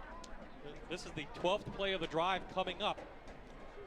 It started at their own 40-yard line. It's ate up almost over 5 minutes now of the clock. Angeli Keeper. Nowhere to go. Palavich there, Stage, McAllister. Probably going to be 4-down territory this close, even though they might be able to stick a field goal in there just because these drives take a long time. They're not the explosive offense that goes down with big plays. When they get down this close, they're going to have to make it count by getting across that goal line. Well, the field gets shorter now for the defense. What will Randy Spencer's team do? The students getting into it. They want a touchdown. Well, option.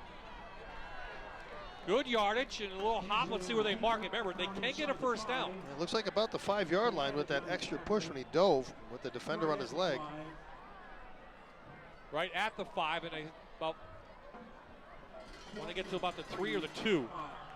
So 4th down now for the Warriors. Huge play in this game, Bob, momentum-wise either way.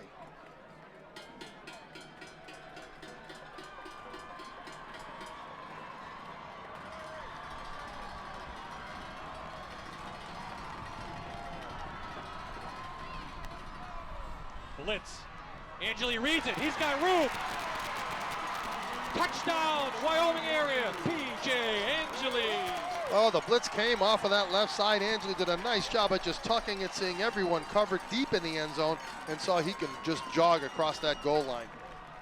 Nice job and good composure that time by Angeli, avoiding that rush that came off the corner. As you see it here off of his left side, that was Burrier who outran him and did not, he contained him, but he did not have any help inside. Angeli taking advantage, going right by it as he pulled it out, stepped up, and then all the blockers inside, nobody there for the Cavaliers. Brandon Charney on for a key extra point for the Warriors as they march down the field. This one's up, and it is good. So the Warriors come out with a nice drive of their own in the third quarter, and they split this game in half. We got a ball game, Bob. Absolutely.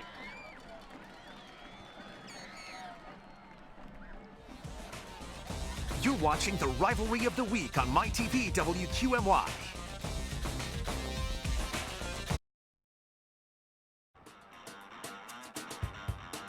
So Wyoming area cuts the lead in half for Scranton prep. John, it all started, honestly, I think, with that defensive stop. They got the ball back and they put a push to the end zone. Absolutely. The defense set the tone by getting it back, and a little bit of momentum there, and I think that a combination of executing some of those play calls that they changed up a little bit, Bob. They were able to throw the ball a little bit on first down and convert some third downs there. That was the key to that drive to keep it alive. They weren't trying to just be stubborn and push it down their throats. Opened it up a little bit, made adjustments. So this kick taken by, looks like Burrier. He's got room, picks up a block.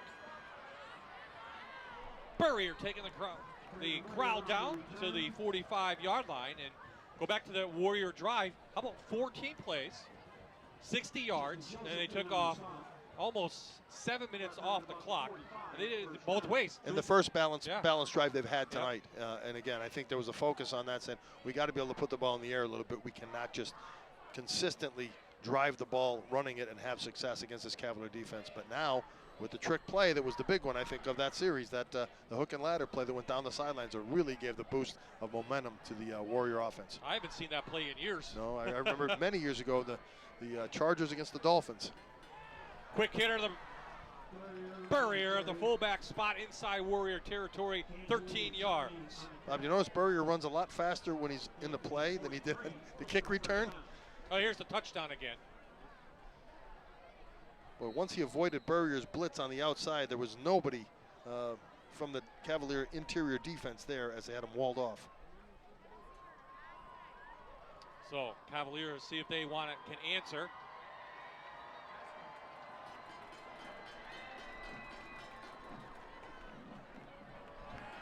Morgan stood up by Miles, minimal gain. Miles with a nice play that time, filling the hole. And I'll tell you, if he's moved from a secondary with the injury to Kostick into a linebacker position. He's doing a nice job tonight of filling in the holes. You can tell he has a nose for the ball, and he likes to fill in there and make the play. Are you a big momentum guy? There is momentum. If you think there is, it's all on Wyoming area side now. Well, absolutely it is, and I do think for whatever reason, even if you're confident, you have that little bit of doubt creeps in. If you start having things go wrong for you, and Prep now with a couple of decent plays, they're going to take a little bit of it back. As a player, could you feel that? I mean, is there a different feeling in a game? Yeah, there's confidence that you get running certain plays, and if you're running the ball and pounding on them, you start feeling that they can't stop us. Even if they take one play away, we're going to come right back and crush it the next play. And confidence is big, I think, at this level. Absolutely. You get one kid that gets down on him and doesn't do his job. He lets something up, and he's the one who doubts it. You really got to be together. This is where the teamwork pulls in and say, hey, we have to keep it going, and Prep has to say, that's enough. We let him have one, no more. I think it could start right up with the offensive line, too. I mean, absolutely. You get some pushback, and that can break something big. So a key third down on the way for both teams. Now the next thing to think of is this going to be 4-down territory for Prep, because they're already inside the 40 of Wyoming area.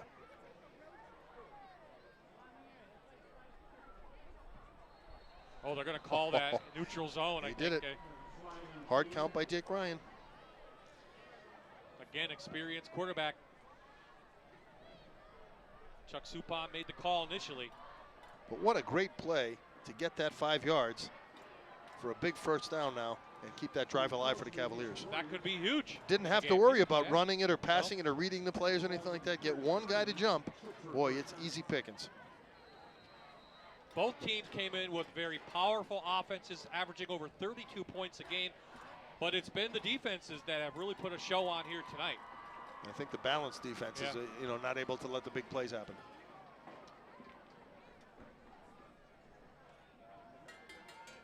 And love that pitch. Morgan breaks out, breaks a tackle up to the 20. Oh, Ricky Morgan was one step away from taking that one to the house as he exploded to that left side. That's one of the best toss plays he's had here. You'll see him take it. Burrier leading him outside. He cut back inside, didn't even need his block, and almost breaking it just with an arm, twisting him a little bit, make him lose his balance. Well, the Cavaliers respond with a nice drive. If anything, they're eating clock up as we wind down towards the end of the third quarter. Oh, Burrier. Ball comes out. Wow. They call it. Warriors recover it. Huge turnover for Scranton Prep. Nice play that time by sticking. I didn't see the number. We'll see it sticking his arm in as we know that Ricky Morgan likes to spin. And here he comes following Borgia. And that was 44. Yep, 44 had him. He was blocked and reached around that time. And 44 being. I think his own player hit him. I think Wilavich got caught in there. Well, it might have been an elbow. We couldn't see from the other side, but boy, that ball popping out. Yeah. Ricky Morgan spins a lot. Yeah. When you spin, boy, you got to protect that ball a little bit better. John Rubino recovered the fumble. So here come the Warriors back with all the momentum. Little out. Holmza. Hey, nice gain on first down. Yeah, they're throwing that out pretty well on that right side. I think Prep's going to have to change up a little defensive coverage, maybe get some press coverage or some rotation up there and take that away. Second turnover of the night for Scranton Prep. Wyoming area has not turned the ball over as yet. And that one was a momentum killer. Prep started to feel good about that drive, Bob, deep down into the Warrior territory.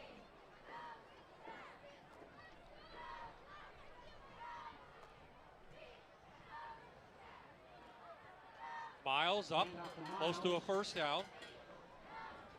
Plenty of time on the clock. Warriors down just 7. Oh yeah, it's still a close one, plenty of time. What Prep has to do is to try to make them get into that 3rd and long situation and then watch for those trick plays. And they got to do it before they're all the way down deep in their own territory. Well, that will do it. We're going to wind out this clock to end the 3rd quarter, and Prep owned the 2nd. The Warriors now have owned the 3rd, and we have a 14-7 score as we head to the 4th quarter. Time now to check on Aaron. Where are you at? Bob, I'm over on the Scranton Prep side, hanging out with some of the cheerleaders. We have the captains in front, if you want to say your names, girls. Hi, I'm Allie. Hi, I'm Callie. I'm Natalie. So, Allie, tell me about your team. What makes you unique? Okay, so we have a very unique team here at Scranton Prep. We're also very hardworking, and we love what we do. We love our team, and we really just try our best on these Friday nights to get everyone involved and just make the best of the night that we can.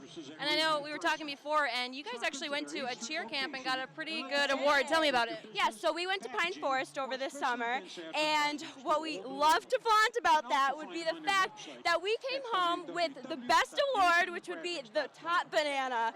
So we're very excited about that. That's really what's getting us through this season and bringing up our spirit and all that. So it's great. Awesome. So, Allie, you're going to help me with this Twitter contest that we ran from Falcon Oil. They're giving away a gas card. I want to thank everybody so much for tweeting me with the word of the night, which was fuel. So, Allie, if you want to pick a name and read it for us. Okay. Sure thing. Okay, read the name and the Twitter handle. Okay, so we have at WSTRUWSKY. W. Strusky? We'll go with that. We'll go with that. They'll know who they are. Congratulations. Congrats, and thank you to Falcon Oil for sponsoring tonight's game. Well, thank you, girls. Scranton Prep cheerleaders, and congratulations to our winner. Bob I, John Kennedy. You just heard from Aaron Dugan. We're getting start now the 4th quarter.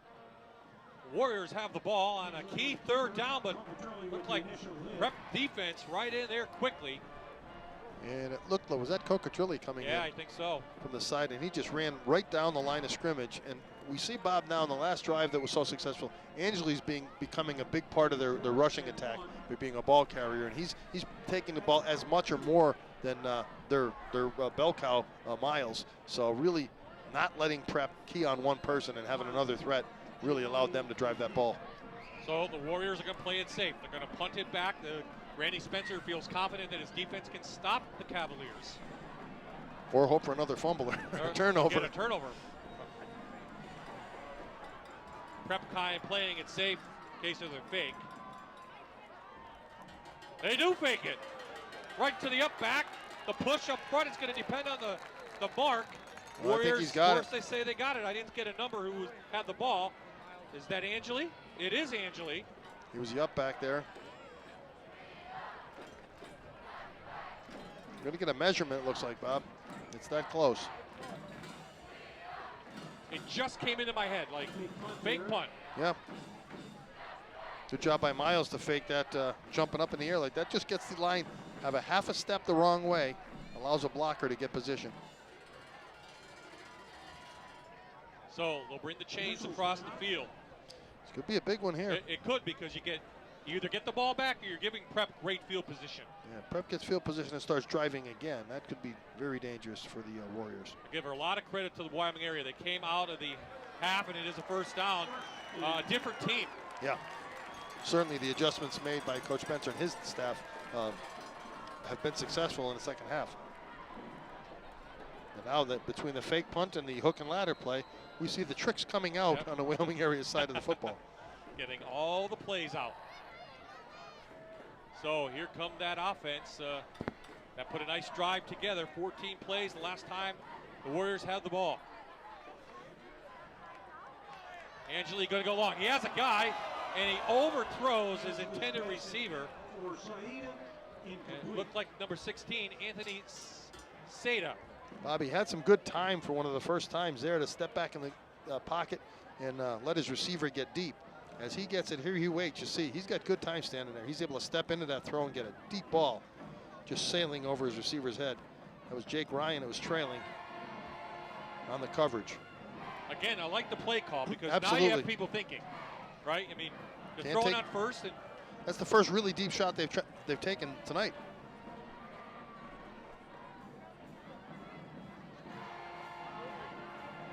swings it out. Nice gain up to about the 40-yard line. Hits it to number 1, the freshman, Darren Rodney. Nice safe play call. Third and manageable on the way. Just running that out pattern. Gets the ball here in the snap. Looks quickly to the left. He doesn't hold on to that ball. Hits him. Stage comes up to make the play for prep. Keeps him from any yards after the catch, but a nice gain.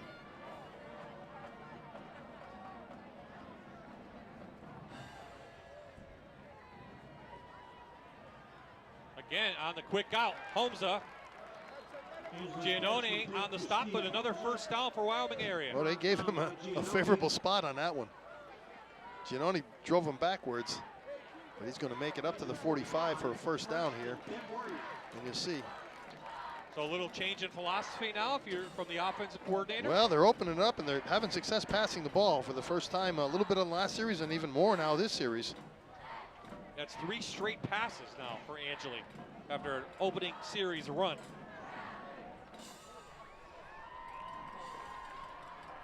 Four wideouts in there. He can throw it. Holmes are looking down, but I think it's going to be well covered. Almost picked off. Ryan down there, yeah. Yeah, Ryan was there with him. Actually different, and that was, Ryan's begging for a call.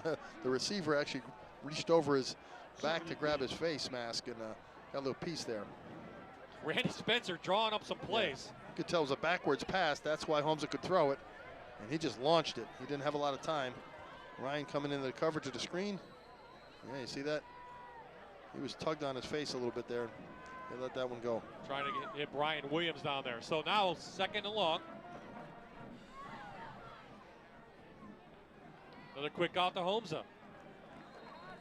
Grady giving him a lot of room and up inside the Cavalier territory. Both teams have given a lot of cushion, Bob, not wanting to get beat deep, as we haven't seen any of the long passes tonight. But as he gets it, you'll see Angeli's operation tonight is just grab it, one step and throw. Hits Holmes on the right sideline this time. Grady pushes him out of bounds. They're getting into these 3rd and 3, 3rd and 4s, and they're converting them, so it's momentum for the offense right now.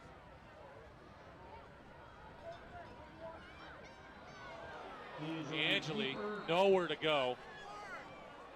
Wow, So that was 4th down. defense shutting the door on Angeli as he tried to take that quarterback draw. Put his head down and no room to run as both ends collapsed. He took a whack in there by somebody. So another 4th down. They already faked it once. I don't think he can fake it here, but perhaps expecting a punt. I think the offense is coming back out. Well, again, 8 minutes now, 8.5 to go. There's not a lot of time. Timeout, Warrior. Okay, Coach Spencer calls the timeout. Time now to check back in with Aaron. Well, Bob, I am here with the Wyoming area student section. They are so rowdy. They have so much school pride. Ooh, they're going crazy. They got cowbells. I love it. Joining me now is the president and vice president of the student council. What are your names, girls? I'm Victoria. And I'm Lexi. So tell me a little bit about your student section. You guys have so much pride. Yeah, we do get a little crazy every week. I don't know. We have executive board 2 nights a week, so we paint all the signs and we get ready for the games. It's exciting. And this season has been a blast, I'm sure, for you guys with the team winning. Yeah, team winning just applies to everything. It's really great to have a winning team this year. All right, let's get it. Let's go Warriors. Let's go Warriors! Let's go! Woo!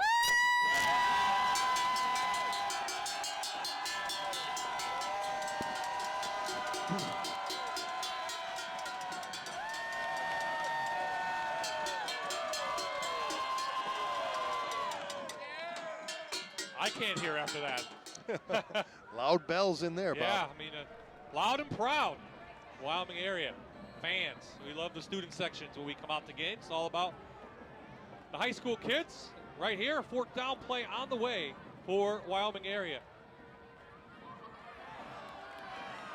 A movement, no flag. Another quick out. Giannone this time read it, got a hand in there, and it goes incomplete to Holmza. Oh, nice timing that time by Giannone, who came up from his cornerback position. They're trying to get Holmes again on that sideline, and they went to the well once too often that time. You know, you can do it as it comes here again. One step, throw the ball out to the sideline. Giannone making a good timing and stripping with his left hand after he got his right hand in there. So a key defensive stop for Scranton Prep. Now it's the Warriors' turn. They want to get the ball back quickly. Just 8:22 remaining in the game.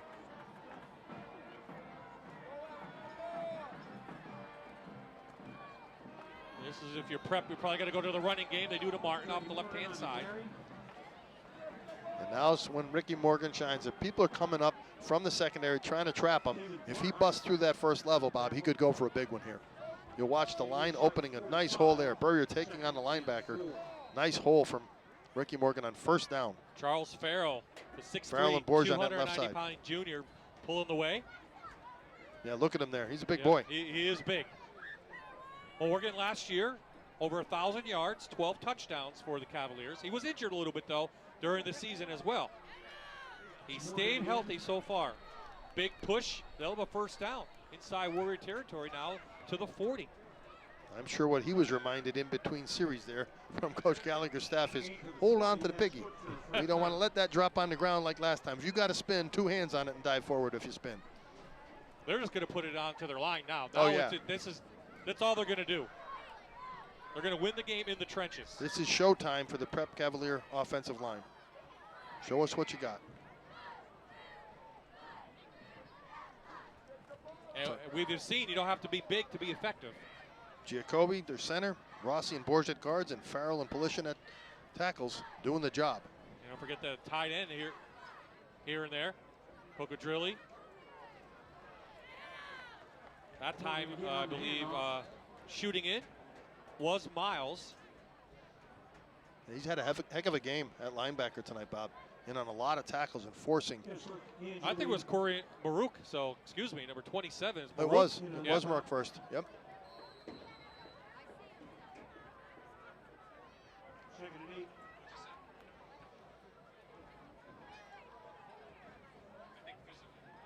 Now we got to see when Prep's going to take a shot, and if they're going to take one, to try to, really open it up here. There's that toss. Good job by Wyoming area to string it out. Yeah, Prep will do that sometimes. They run their power eye and they toss it into the short side, which you wouldn't think would be good, but they oftentimes get the right angles on blockers because the defense is set to the wide side to try to prevent the speed from getting outside. Now here's where they need our Wendy's key to the game. Coming in for Coach Gallagher, play physical. That's what they want to do right now. Absolutely. They got a 2nd and 8 here, and they just look like some receivers came in to try to open it up and spread it out. We're going to see what Jake Ryan has up his sleeve here. Directing traffic a little bit.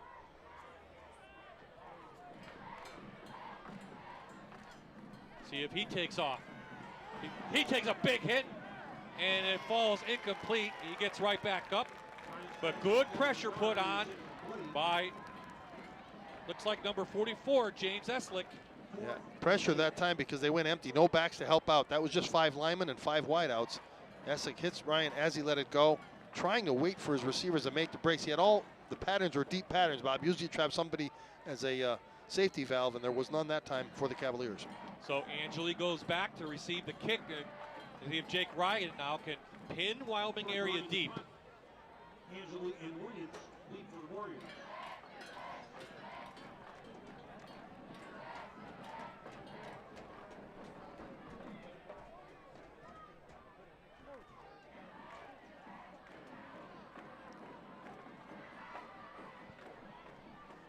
high hanger. Let's see if they let it roll. They do. Whoa, Wyoming area's there like crossing their fingers. Get into the end zone, get in the end zone. Wow. Prep's like, no, no, no. Great coverage that time, yeah. Wyoming area receivers down there to catch it. Could do nothing to try to catch it, just let it bounce and hope it bounces their way. It did not, ending up on about the 4-yard line. Long field to go now for the Warriors. 96 yards to tie this one up, 6:32 remaining. 2 timeouts left for Wyoming area. This could be it. Well, there's a show-me drive right here. Yep. They're going to show you, and the offensive line is going to be the ones that do it. So a very entertaining game, John. Prep had a chance maybe to blow this one out, but give the credit again to coming out Wyoming area with the defense. Put a nice drive together. So it's been a very good game. Absolutely, back and forth, well coached, and good adjustments made. Just pounded straight ahead. Miles gives them a little bit of room. You saw that time Blavich going in for the strip after a couple of teammates had it. That's what you got to do. There's a big pile in a scrum, almost like a rugby there. They got a good hold of him. You know what? If you're the third man in, take a shot at the ball. Why not? Maybe pop free for you.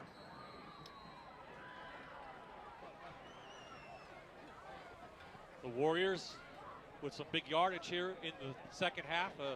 Scranton Prep's put some yardage up, but not like Wyoming area. 2nd and 7. Didn't finish the drive yet. Nope. Angeli going to have like another quick out. They're going to another.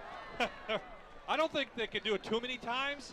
The hook and ladder, they tried it again. Miles picks up a first down, if anything, up to the 15. Yeah. Fool me once. They're not going to surprise him with a big play, but it was good for a first down, like you said. So you know what? If they're that confident in doing it, it was well executed again with not a lot of room over there. He waits this time. He turned around to try to block that time, which was kind of nice. Jake Ryan comes up to make the play along with Stage. Good coverage there to not let a big play get out, but again, they're letting them get a first down, and the clock continues to tick with 5:31 left. Clock on the side of the Cavaliers. Yep.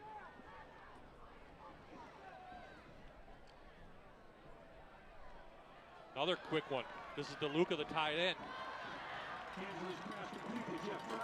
I take that back. That's Jeff Urban, number 33. Not 30. As we see it here, Urban running just quick square out, 5 yards. Ball on the money. Angeli's been impressive throwing the ball in the second half, been right on target.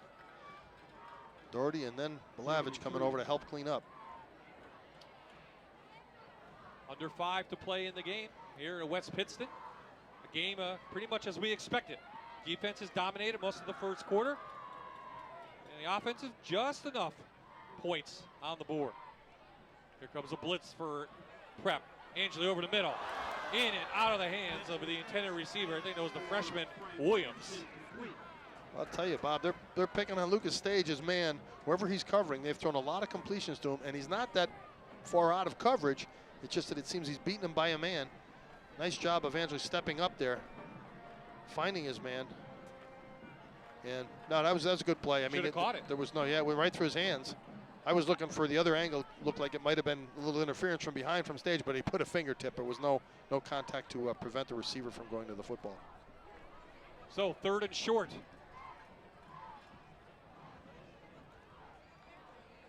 Another quick one. This out to Urban, and Urban just enough yardage up to the 29. Prep running a man defense, and they're just trailing those men to the sidelines at that time. Again, Urban on the left side, and it looks like Angeli's comfortable now going right or left, where he was predominantly right side early in the game. Doherty jumping on his back to prevent a big gainer, but the chains do move as we get down close to the 4-minute mark left in the ball game.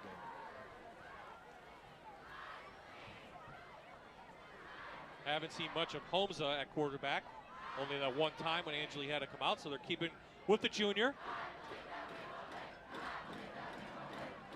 They're trying to set up a screen, but right there's big number 77. Polishin just, it was like a train coming, and I don't think Angeli ever saw him as he looked left, was trying to locate his second receiver or a screen pass.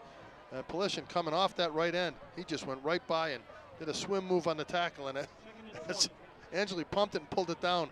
He was met with some brute force there.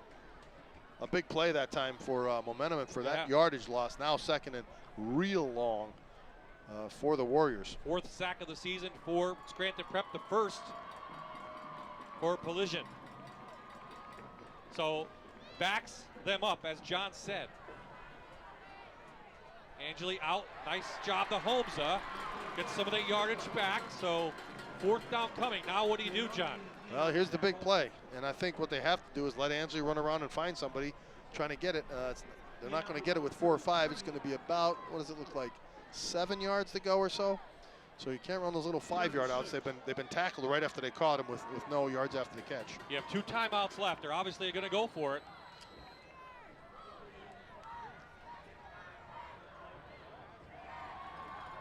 Big down right here. Yep, another little out, and they make the catch. Is it? They're going to call it complete to Holmza. Boy, Giannone is just almost baiting him, letting him do that. Stepped up a little bit late that time. The last time we saw it go that way, Giannone got a hand in to strip it. This time he was a step late. Ball goes out to the right side, goes up, 1 foot in, 2nd foot in, actually 2 feet in. Giannone's begging for an incomplete call, but nice job by Holmza there. Tight walk. Biggest drive of the year so far, if you're Wyoming area. Again, little quick one, goes out of bounds. Prep is getting late on their rotations to the sidelines. I think they're really stuffing that middle so well on the runs, Bob, that they're coming out late on their angles, as you see. And that's why they're getting those outs to the sidelines open, or at least open enough to get the ball there. Don't forget, Angeli's a very good runner. Absolutely.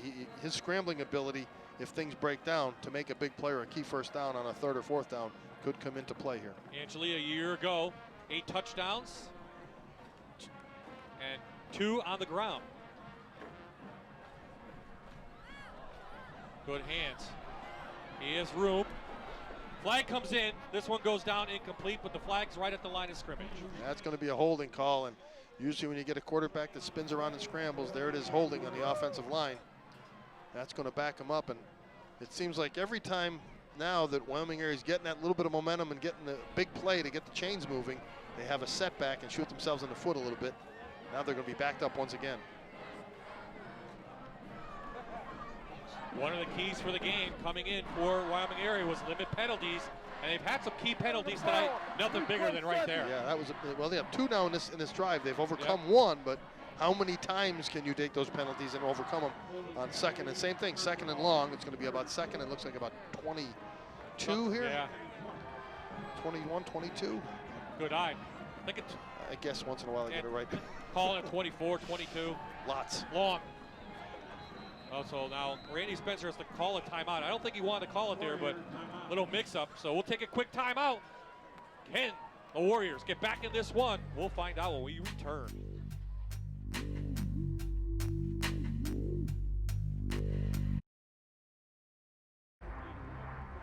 State Farm agent Jeff Ryan is a proud supporter of local high school football.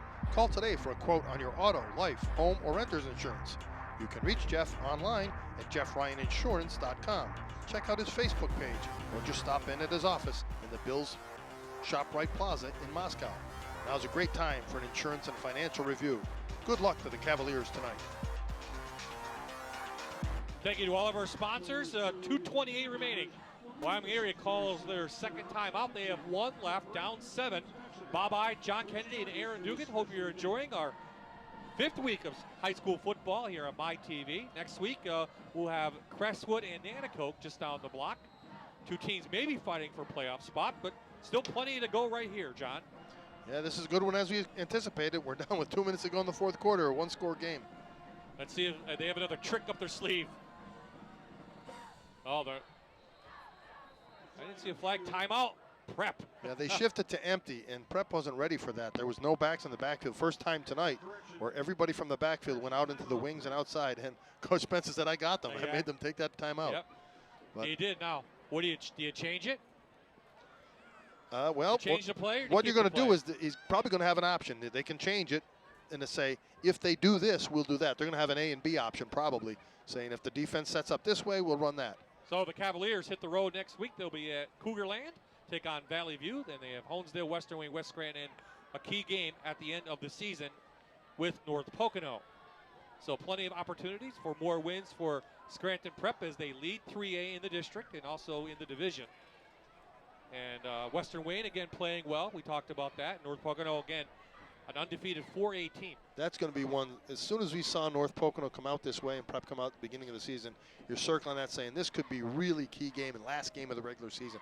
A nice one to have to be really important towards the playoffs. I think if you're the Trojans coach or you're the Cavaliers coach, you're hoping maybe it doesn't mean anything. Maybe you've already wrapped up the top spot in the district on both sides and you don't have to battle it out. But then you want to have momentum going into the playoffs, and you don't want to go in and take a licking right before you go into playoff action. But you don't want key injuries as well. So, Absolutely. you can go back and forth. Let's go back here. 2nd and long. A couple timeouts in between. Borgia with the rush. They're going to throw it down, and he's got a guy. Complete to DeLuca. Top day DeLuca all the way down to the 29-yard line. Oh, what a play that time, Bob, as he got pressure late. Threw it down the right sideline. DeLuca making a great catch, and then had the presence of mind to stay in bounds and not go out, gaining additional yardage, putting them deep as a scoring threat now for the Warriors late in this ball game. Biggest play of the night, 39 yards for Wyoming area. Play action makes a fake, and he just let it go as he was being hit. I'll tell you what, DeLuca jumped up there. Giannone, again, giving room, allowed that catch to happen. Picked off by Collision. He threw it right to him. Wow. We saw him earlier, Bob, knock one away. I think he got a finger on another one. This might have been the third one he's got his hands on. Again, going to those quick outs. Collision that time. Look at him. He's a big boy, and he made a heck of an athletic move, jumping up there for a defensive end to catch it right out of the arm of a quarterback. Silence on the Wyoming area sideline. The biggest play of the night. Huge turnover. Here it comes as he, off of a block, too. Off of a block. And originally, he didn't throw that ball that high, Bob. He tried to throw it between. Polishyn actually jumped into the lane, into the passing lane, and played it. He's been playing like a basketball defender here, guarding a hoop. 6'3", 245. He's a senior. His first career interception. Now Prep can run out the clock. Just one timeout remaining for Wyoming area. Oh, Morgan almost lost it. Yeah. He's holding on tight to that ball. You saw two hands clamp down on it after it got bobbled a little bit. And they're going to keep it safe probably here. 36. 2nd and 7. Timeout, Wyoming area. Well, last timeout called by Wyoming area. One first down, and it'll be, that'll be it. Should they happen to stop them or cause a turnover here, stick around, folks. Stranger things have happened. Well, we've already seen two hook and laterals. Yeah. We've seen a long pass play. I mean, a defensive end intercept a pass. Defensive end, yep. The play of the night. Absolutely. As you watch that, he was being blocked and engaged. He actually pushed off the man and stepped into the lane to make that play. A heck of an athletic play by Polishyn.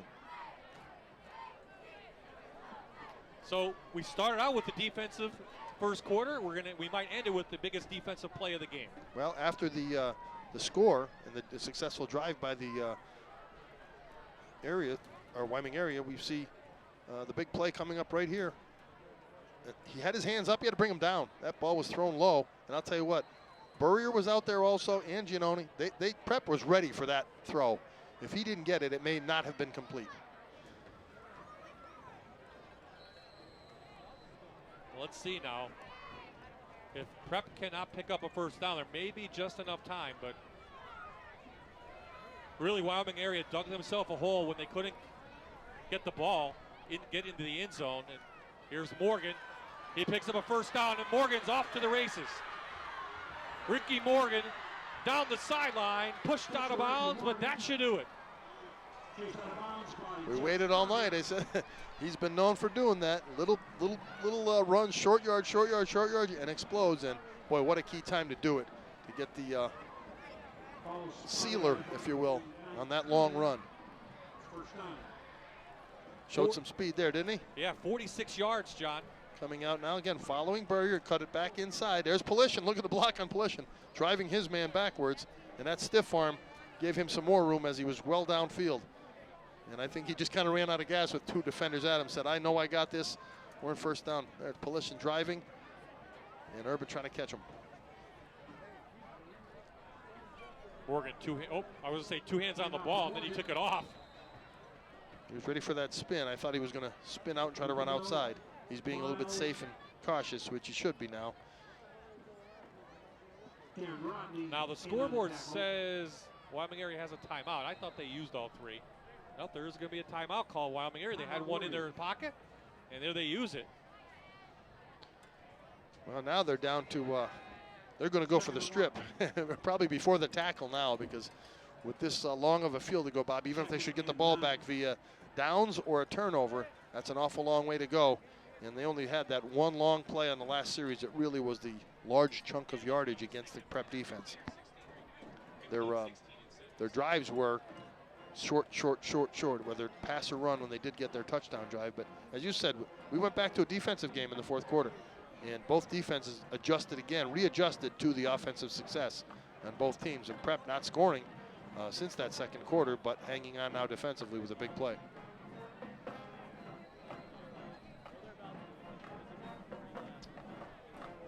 So if this holds up, it will be the Warriors' first loss of the season. And the 5th straight to Scranton Prep. Yeah, Prep has their number in a couple of more close games.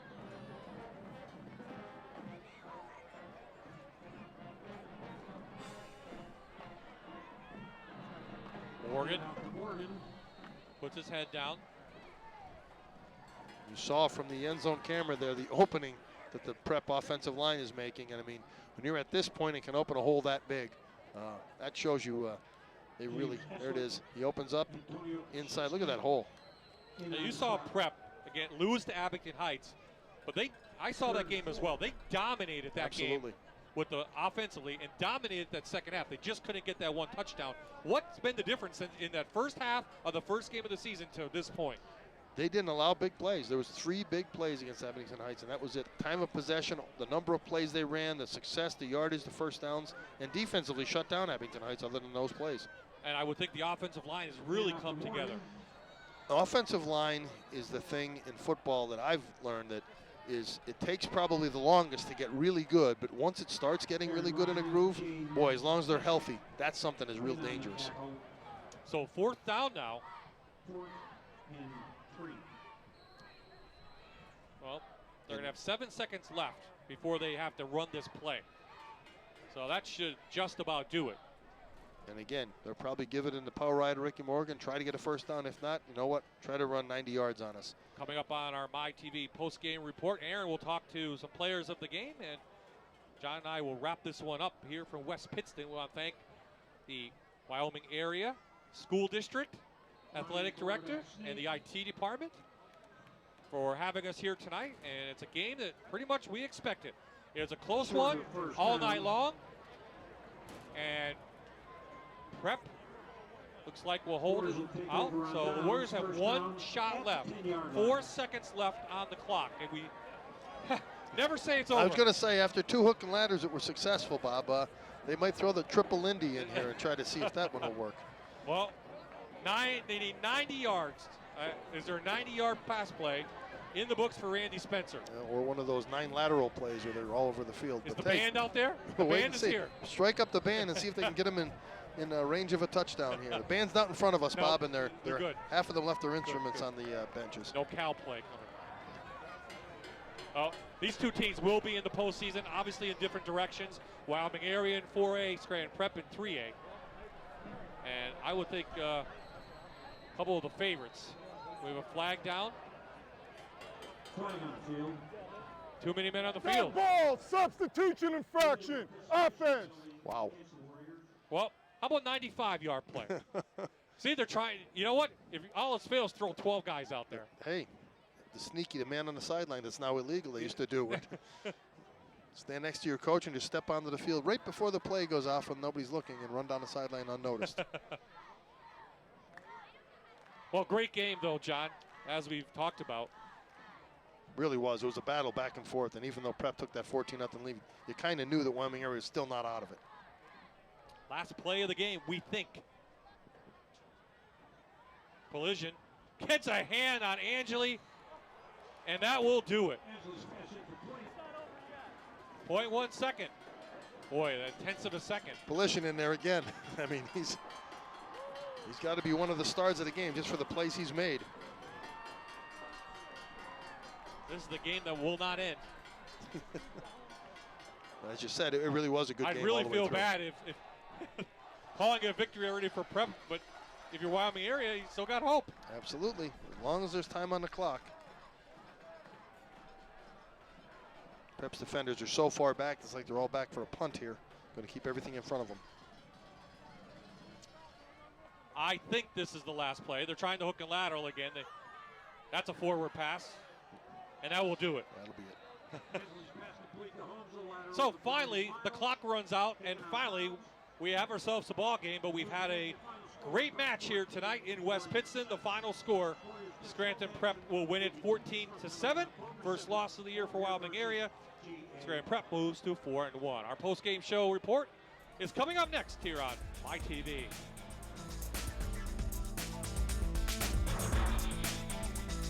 You're watching the Rivalry of the Week on MyTV WQMY.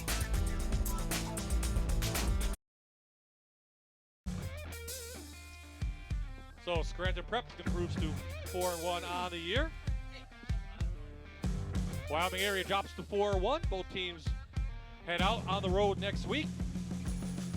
Wyoming area has Hanover area, while Scranton Prep will meet up with their Lackawanna Football Conference foe, Valley View. And we talked about the game, John, and great game.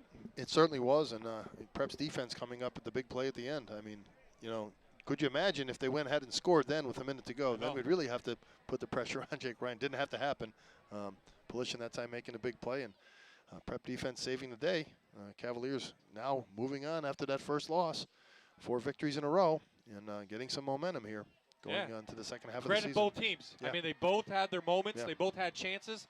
And, you know, both teams will be there in the postseason again. Yeah, Wyoming area's got to feel good about how they did come back against a good Prep team, too. And, you know, with the exception of that big play there, they were right in it right to the end. So a good battle, and we anticipated a really good football game. We got that till late in the fourth quarter.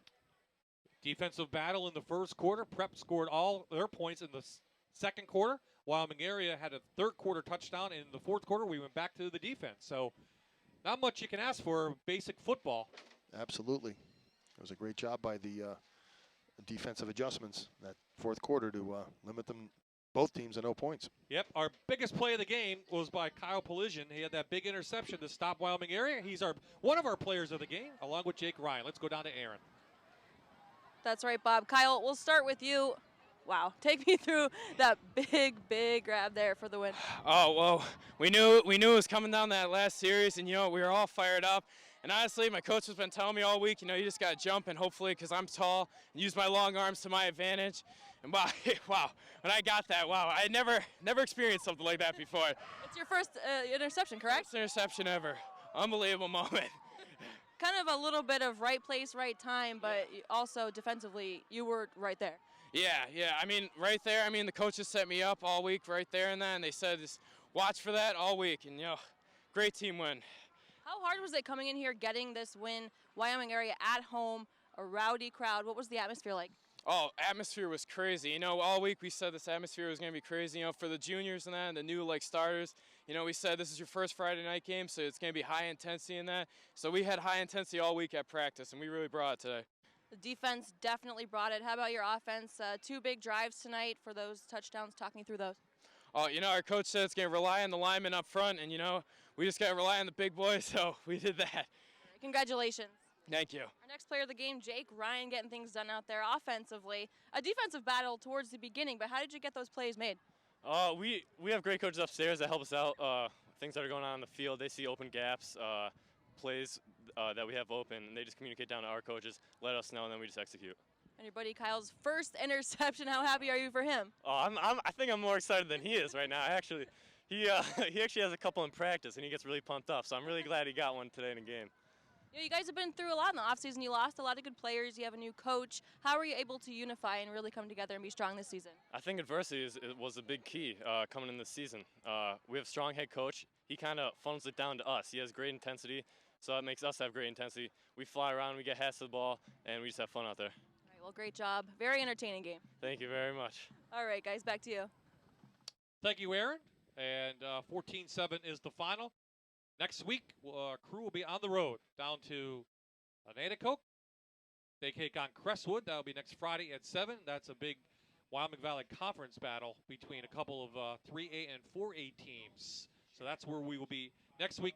John Kennedy, and your impressions on this game right here. A good game all around, like you said, and you know, the Cavaliers doing what they had to hold on at the end of that onslaught of offense that came from the Warriors. And prep moves on. Wyoming area will be there also. And it was a pleasure to be back with you, buddy, my old radio high school football partner from years back. Yeah, we teamed up, and we had a great game as we expected. So we want to thank Wyoming area for having us down, and we want to thank our Fox 56 sports crew for another job well done, guys. So for Aaron Dugan, John Kennedy, this is Bob Ide saying so long from West Pittston.